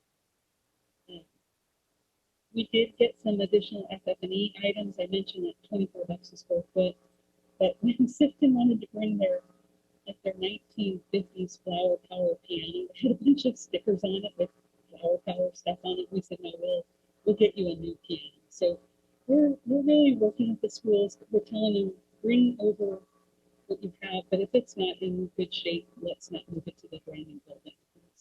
A lot of that was working with Dan, including on music and paint. I gotta mention, because Michael's here, I forgot to put in, we have rekeyed the entire district. Michael is our estimate. It has been really instrumental in moving that forward. So we didn't just rekey with standard keyway, we added that so that the ability to lock the classroom from inside the classroom. And then we've really reduced our exposure with just limiting the number of exterior keys. And I think our great brands, what was it, like 10 or 15 years ago, we literally just given out like candy. Everybody had one. And now we've really limited that and focused on access control. So thank you, Michael and Ray, for doing that. That's wonderful. Do you guys have any questions so far? Am I putting everyone to sleep? Yeah. Well, I couldn't do this without having a little spreadsheet. So these are kind of the projects that we are looking at, that, you know, through collaboration with Brian and a bunch of other people. The numbers, disregard the numbers. We don't know enough about the programming, with the exception of replacing Mill Plain.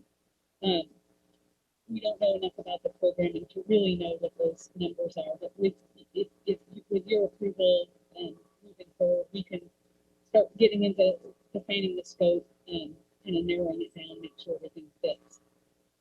So we looked at, and that number at the top, it should be 7th through 10th grade CCTE program. So that would be to take the existing legacy high school and do some modifications for this kind of unique program to serve needs of our middle and high school students. The transportation, we looked at 2 different transportation. One is transportation maintenance in the warehouse. The other one is just transportation, to kind of give you some options. I think the just transportation project, the 7.2 million, is a little light. And after I got Yvonne's list of what all they needed over there, it's like, okay, we don't have enough bus crews for all the bus drivers over there. And that transportation number doesn't include relocating the fuel stations. It doesn't include any covered bus area. So what we would do is drill down into it a little bit and, you know, kind of get some more realistic costs once we know the scope of work. The Mill Plain number does not include any state match. And I believe there is state match for 33,000 square feet of the building. So I think that's 5 or 6 million. If we waited until 2026, there is a potential, because the building was remodeled from 1996, it has to be 30 years old to get the rest of the square footage. But I don't know if it's worth waiting that long, if escalation or inflation goes up. And plus there's probably a code change in there that we would have to deal with that could add more to it. So I did put in the Innovation Center. We are getting the appraisal done right now. I am not sure what that's going to come in at. We probably will have enough in impact fees to pay for that, but when I put this together, we weren't quite sure what that was looking like with impact fees. And we have had a couple of requests for reduction in our fees, so I just wanted to make sure we carried a placeholder in there for that. And then I also put in just kind of a between 12 to 15 million in capital renewal and building improvement work. So if there's building improvements is like our security vestibules, or if we want to create more display space for student work, or it's not really replacing equipment that's beyond its useful life. It's kind of changing the program. But that's always good to have a kind of a placeholder for that. I know one of the things that has been really popular at the elementary schools is the nature play area, those logs. That every time I go to the schools, those are like, nobody's on the playground. They're all on those logs. They love them. And that's something that we could potentially look at in the building improvement area. I'm sure there's a lot of other things that would come up like that, but we just haven't really gone out and assessed and gotten feedback from the state, from the schools.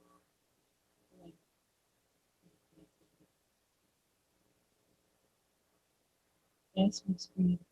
We're good because I'm done. Unless you guys have any. Oh no, I don't. I have one more. The only other considerations as you're thinking about which projects to move forward. Think about enrollment projections, because Mill Plain, I think their enrollment has been pretty flat. So we could potentially do a boundary revision there. We could potentially put a pre-K program there, similar to what we did with Crestline. And then also think about future funding. You know, I think a transportation maintenance warehouse type facility is not real popular if we go out for another bond, but I'm not sure what the timing of that will be. So just kind of thinking through those things for future consideration. I did look at how much money we spent at Mill Plain over the last 5 years. We've spent about $2.5 million there. Some of that, I think about 250, 300,000 is furniture that could go to the new building. But we have put some money into capital renewal stuff there. We do have additional capital renewal projects to go on at Mill Plain that we wouldn't have to do if we replaced the plant. So, okay. Connect in again. So I don't know if there's any questions, any specific questions about any of that that you all may have. Procedurally, what, we're still, we're 3 years in. I think there isn't any question that we're going to have money left over at the end of the project. The specific dollar amount that we're going to have left over at the end of the project, probably we couldn't tell you this is the exact figure.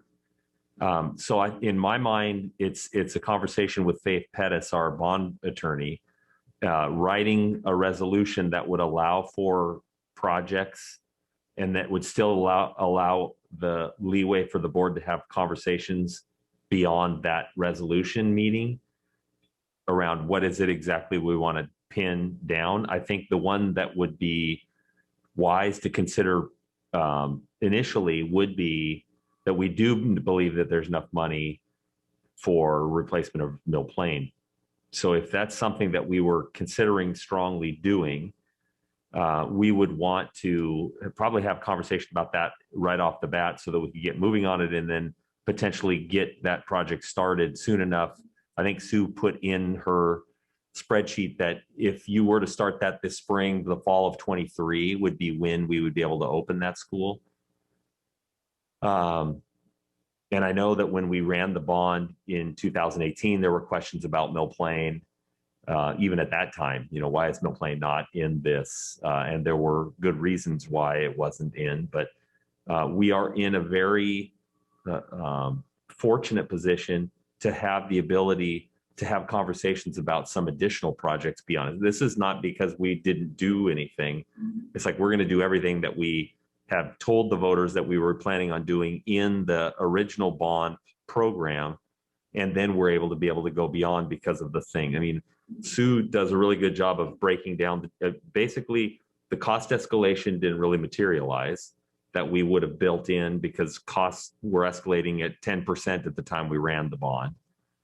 The decisions that she talks about moving projects up earlier, that helped us again, even on more cost escalation. The decision particularly around holding off bidding some of those projects right in the middle of COVID helped us on the other side.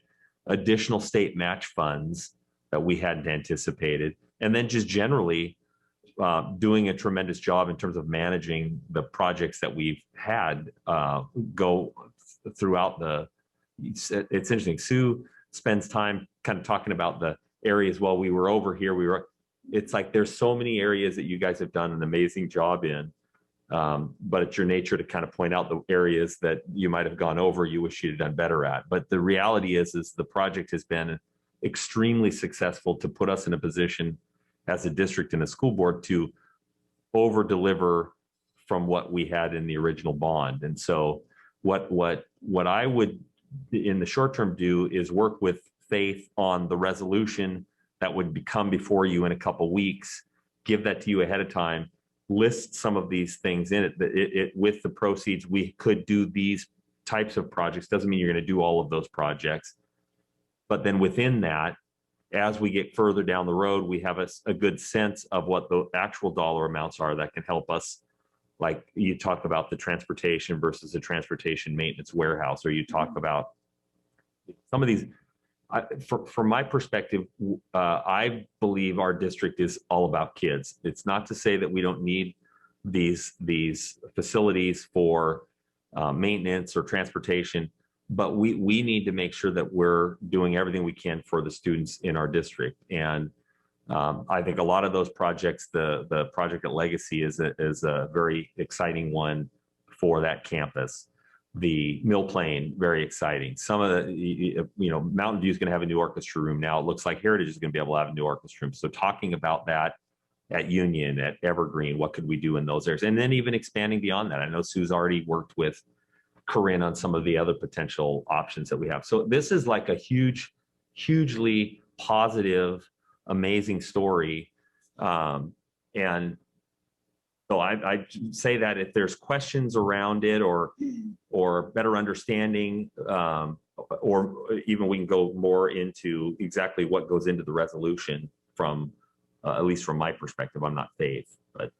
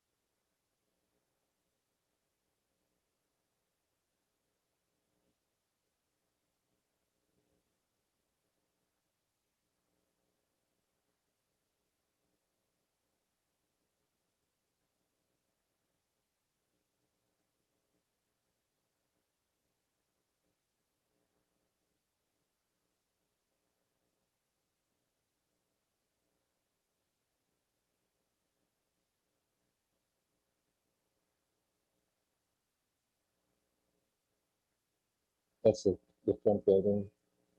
The front building at least is the 50s. Yeah. I've been thinking about the Pacific and Frontier and the portables that are around those. I think we've talked about this before, but would it be costly to replace those with a building? Or costlier than the flex that you think we have?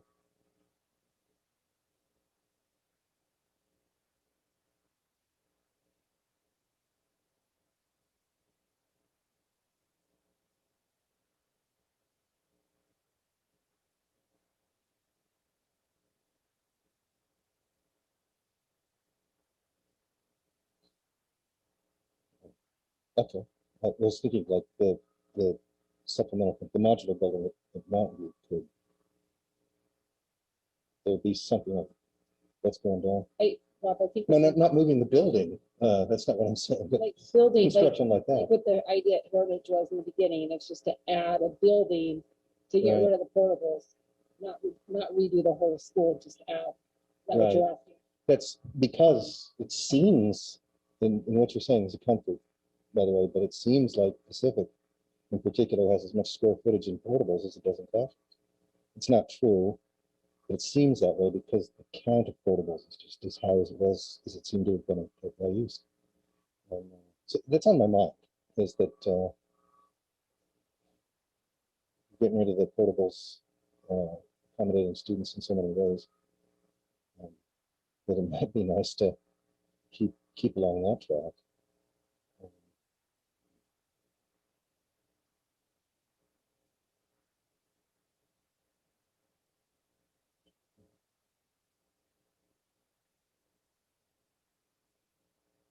Yeah.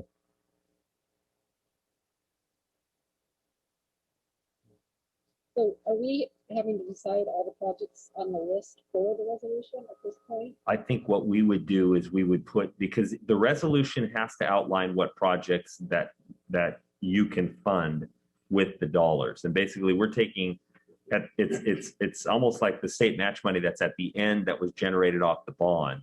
So we do have to outline what are the projects. We don't have to outline that we're going to do every one of them. I mean, so the idea really would be to put into a resolution, these are the projects that we're considering, and we can do those projects. It doesn't necessarily mean you have to do all those, but at least you have to have it in the resolution in order to be able to do it. When we did this before with Gila, the only thing we were considering was Gila.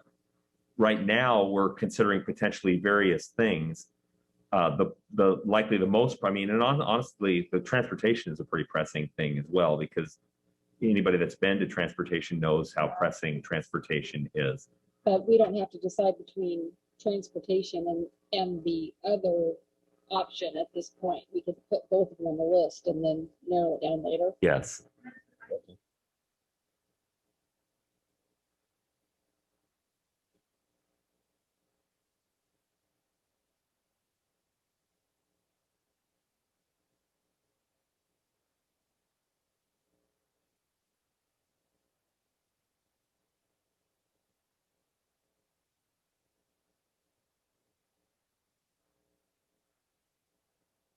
Public hearing lets us change the scope of the bond.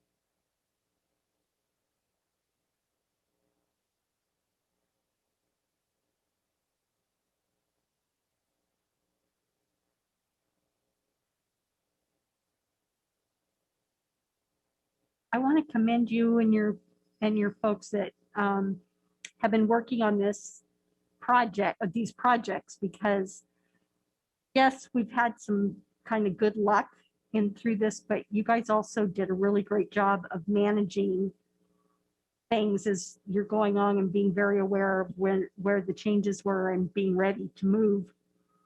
And that's been key to savings that we've had.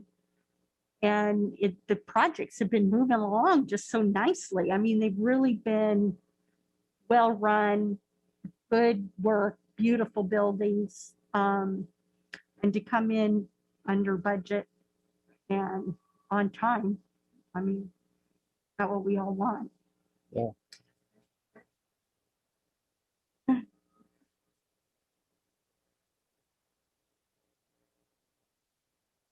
Good record for our facility construction.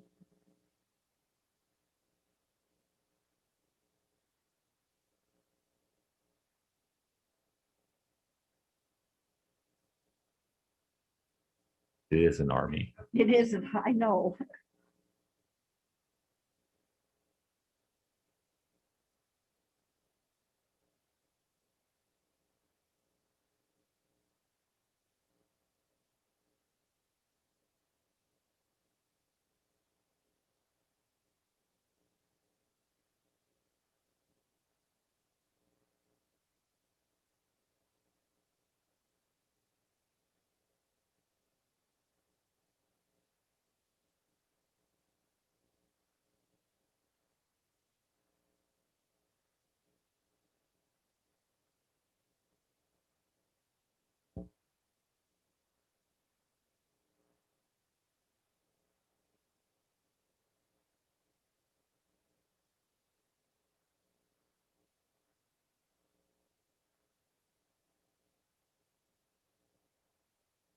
So I will work with Faith on putting a resolution together and run it by you so that you see that well before the meeting in 2 weeks. And then we'll have a conversation.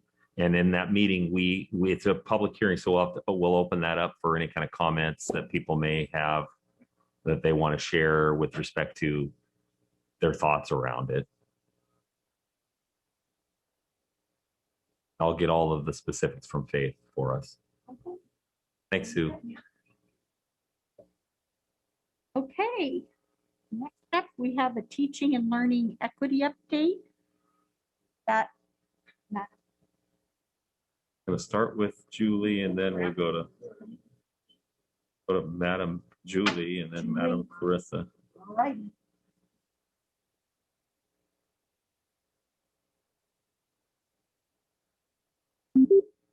Hello. Hi, everyone. It's good to see you all in person.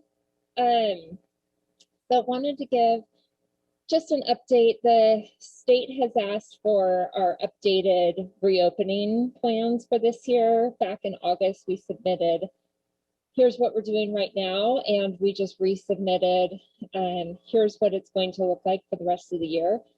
And part of it is just the phase-in model. So we discussed, this is what we've done for the phase-in. As of next week, we have high school in, so we will have all of our levels in starting the first week of March with a hybrid model, which we're really excited about. One part of the reopening plan was asking about what sort of supports are we doing? What are we doing to help mitigate learning loss? And I wanted just to discuss that idea of learning loss a little bit. And we're trying to rebrand that our kids haven't lost learning. They have missed some opportunities. They have some unfinished learning, and we want to help accelerate that. So there was a school counselor, I think, who came on a couple weeks ago who framed it really well. They have learned things we never thought they would learn. They have overcome and been able to make strides in pieces that were not on our class syllabi. So we want to just rethink that and say, okay, what are the opportunities for the unfinished learning that kids may have, or to accelerate their learning over the summer? So part of what we're doing is we're pulling together think tanks of principals. And the idea was to first do this back in January. And then luckily, when the governor switched all the metrics, school got started in January, and all of that work became at the forefront of what we were doing. So we're circling back to what does summer learning look like. We've also been fortunate to partner with Education Northwest that we spoke of a couple weeks ago. And part of their scope of work is to work with us on what does summer learning look like. So we're using all of these brightest minds of our principals, our special ed department, our curriculum instruction department, ELL, federal programs. What do we already do? And then what do we need from the ground level that we need to support students on in the summer? And how can we make it either in the modality that they now or want to continue, remote or in-person opportunities? So I'm hopeful that by the end of March, we're going to have, end of March, early April, we're going to have a comprehensive package of here's what our summer looks like. We also know that our educators, it's been rough. It's been a rough year, and we want to think of ways to support our students, one with teachers, which we ask teachers, paraprofessionals in the summer, but also our learning partners and our business partners. So Enlight reached out to us a couple months ago, and we're starting to revamp the package of what they can do with us. And in the past, when we've worked with Enlight, it's focused on AP tutoring, AP Calc, AP Physics. And when the last meeting we had with Scott Keeney, we really talked about expanding that into English help, into our social studies, into essay writing, into college application writing, things that kids may have missed in this last year. So some of our partners are getting creative, and that's really great. And we're going to continue to find and look at other partners. Part of our work with Ed Northwest is to do a partner map of looking around our area and who are partners that maybe we haven't tapped into yet, who are partners that we can ask for different things. So I'm excited to see what that work may have and to how that can enhance our summer programs. That's the summer stuff. Questions about that?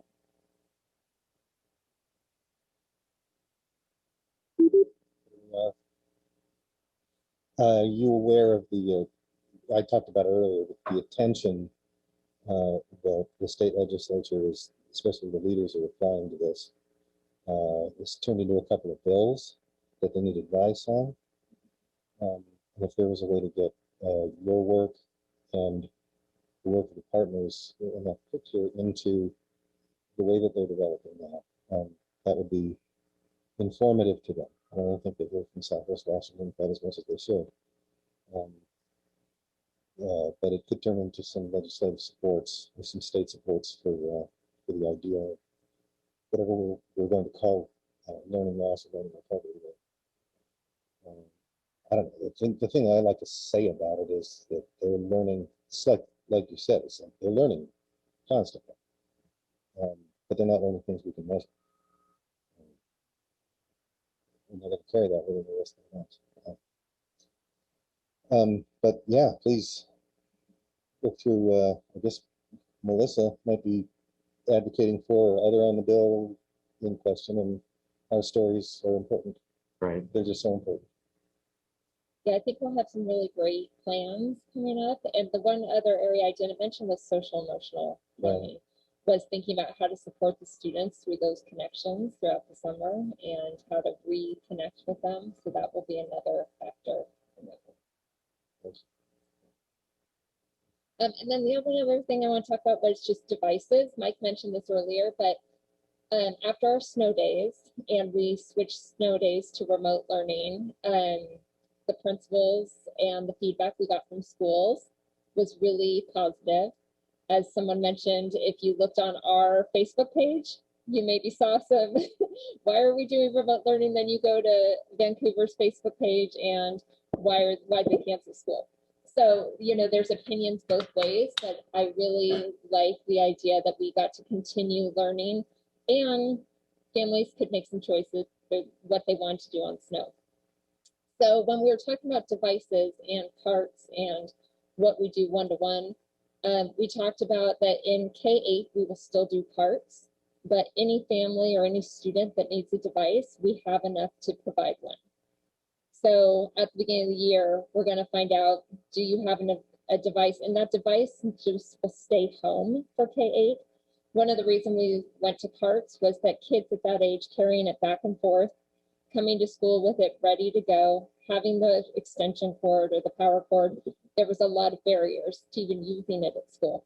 So if we keep devices in carts at K-8, but then we can provide enough that one just stays at home, and then high school, 9-12 will still have their own devices, that can continue the learning, whether we do more digital as we've done this year, or when we have snow days or other things that may impact learning in the coming years, students would have access still.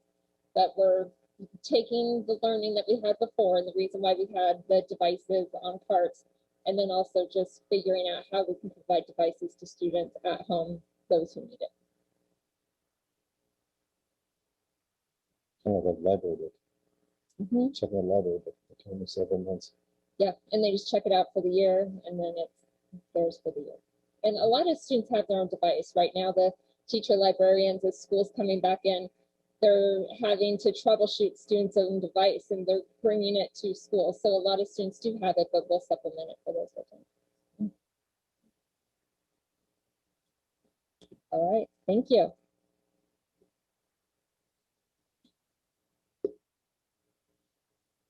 All right, okay. So equity updates. We had our very first district-wide virtual Black History Month assembly go out today. We got some great, I got some great feedback on the assembly itself. It features our heritage choir singing beautifully, as well as some of our students who submitted spoken word pieces about Black and African American folks in the community. There's also highlighting of some of our alumni students, and of course the contributions of Black and African Americans from our history were also highlighted in that piece. About 40 minutes long, but I definitely encourage you to have a look at it. It will brighten your day.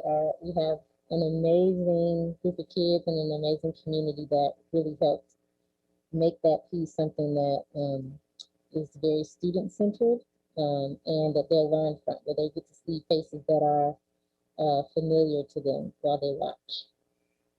Secondly, our equity policy and equity lens is going through its final stages to be presented to you. I meet with the Equity Advisory Committee on Thursday of this week, so day after tomorrow, to further finalize. There is a section of that policy that is titled commitments, and there's district commitments, and then there's board commitments. And what our team members have done is made some suggestions for the board commitments, and that they'd like to, present to you, that we'd love for you to add to, edit, and things of that nature. And so once those are finalized, we will send them your way so that you can see them. I believe. Yes, that's it. That's all I have. Any questions on those two items? Clarissa, I Yes, had ma'am. a question regarding the plans, like we saw the plan for the equity plans for like HR, Yes. and they had theirs. Who's got theirs finished now? Well, so we have our short-term ones that should be finished at the end of March. So nobody's finished, right? But they should be finishing at the end of March. And those are all HR-related items. And then we have the next one that were middle, what do they call it? Midterm? Medium term goals. And those are for a June date, and then a longer term one for September. Of course. It's suggestions for the commitments. Just you've been in the meetings, right? Are those things that we were planning to develop into a results policy, the equity results policy? Well, we have to talk about how we want to represent them. I mean, because we do need to have it on the actual plan, but then we still need to beef up our policies. So that piece will probably be one of our action items on the plan, is our policy development for our equity work. Okay. And then we also need to think about it in terms of our strategic planning process and all of that. It all needs to kind of mesh together. And we're talking about that over next month. March 4th. March 4th.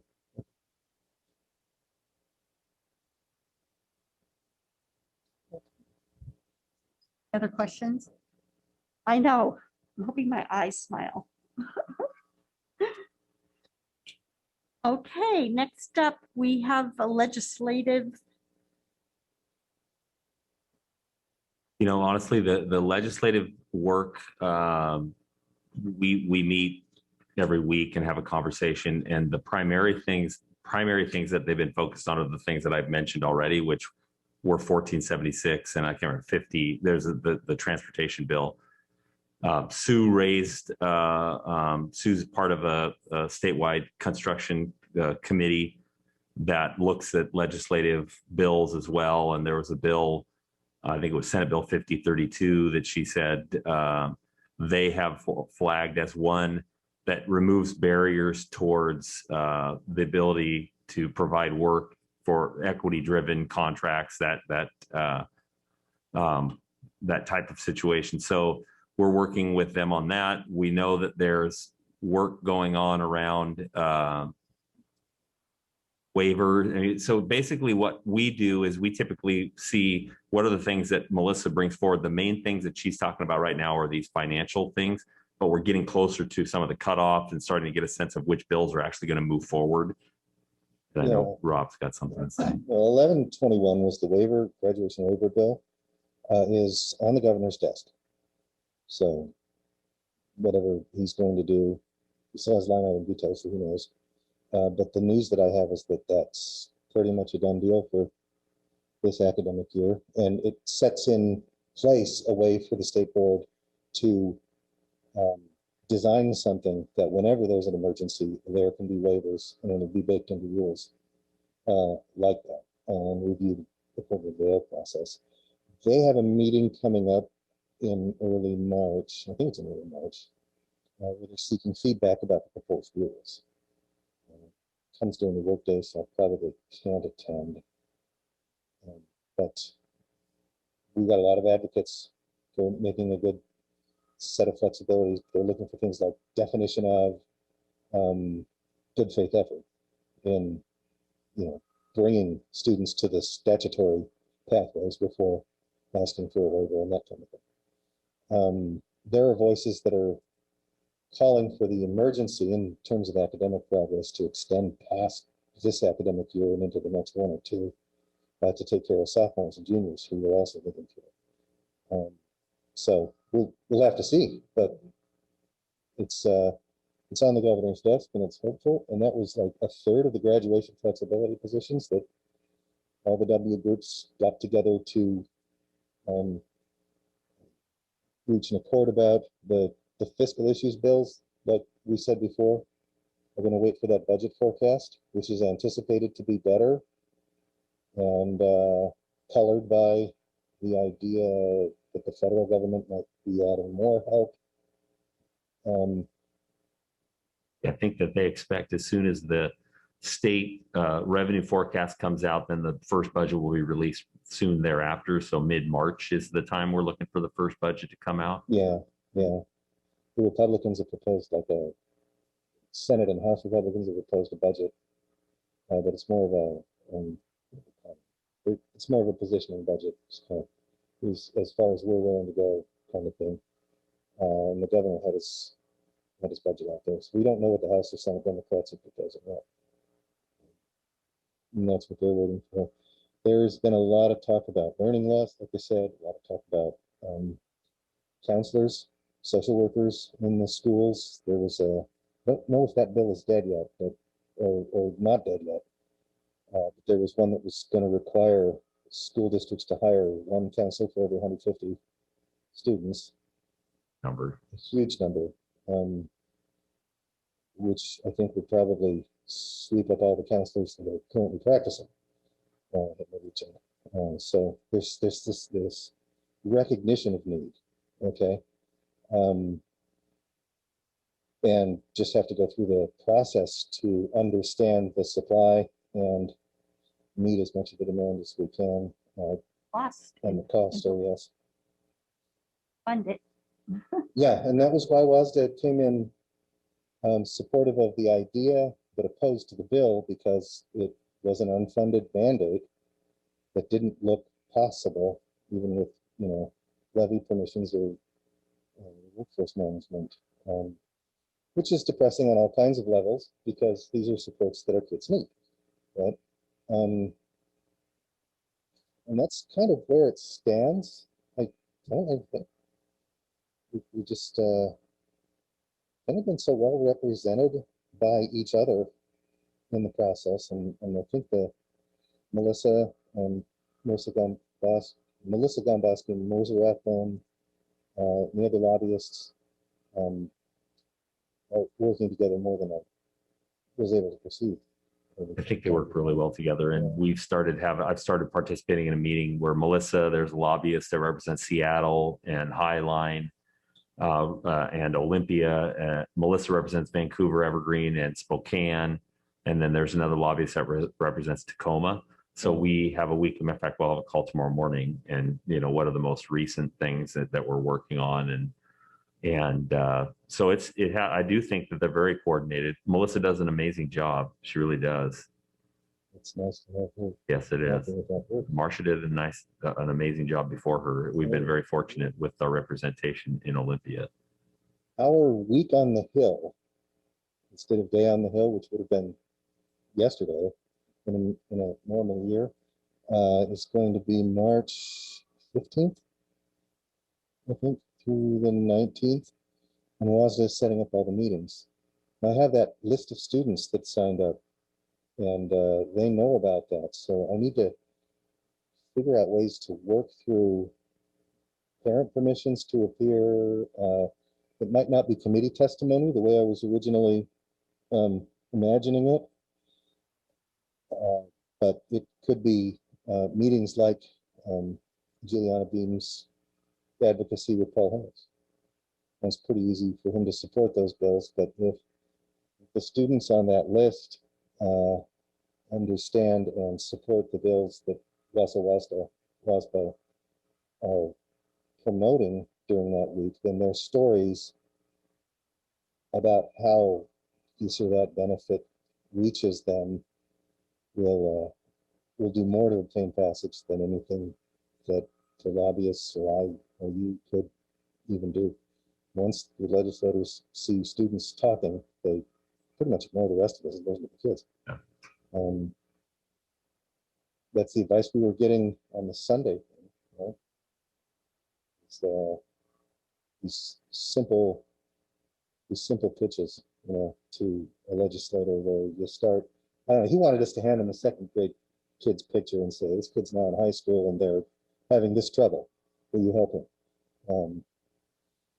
Which I thought was really interesting, and would probably work for 2 sessions, and then people would start seeing, "Oh, this is a tactic," and maybe start asking for something else. But once, if you see him in person or even video over Zoom, it works. It helps. So I'm hoping to take that list, reach out to the students and their teachers. Well, yeah, let us know what do we need to do to help, because I know you did get a list of kids. I did. I think if we could just get the logistics, I think it's what I struggle with is Figuring out the logistics of figuring out meeting with them to explain what we need to do, and then there will be a meeting on Thursday, the 11th, where all of our region's legislative reps will get together, pass out the meetings, and if we know what they're interested in advocating for by then we can slot them into these appointments, given availability, and then they can speak. That's the great advantage of this remote year, is that we don't have to go to Olympia. We don't have to just drive into Olympia with students in the car in order to get the message, right, and give them that kind of experience. Juliana did a better job than I could have talking about this. Are you running the meeting for this region's legislative folks, and what day and time is that? Mark Watson and I will run the meeting. I think it's going to be 6:30 on the 11th, is the last I heard. 6:30 p.m. What day is the day on the Hill? The week on the Hill is appointments throughout the week of the 15th through the 19th. Okay. Oh, wait. February and March have the same days of the week for members. So, yeah. You're going to send out the invite for the 11th to everybody?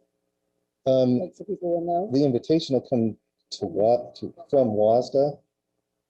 Mark and I will probably send some emails out and just hope for the best. Thanks, Rob. Thanks, Mike. Okay, well, that is the end of our workshop. We'll now go into executive session where we'll have a review for the performance of a public employee. And we should, in that executive session for about approximately 45 minutes, and then we will adjourn. Thank you.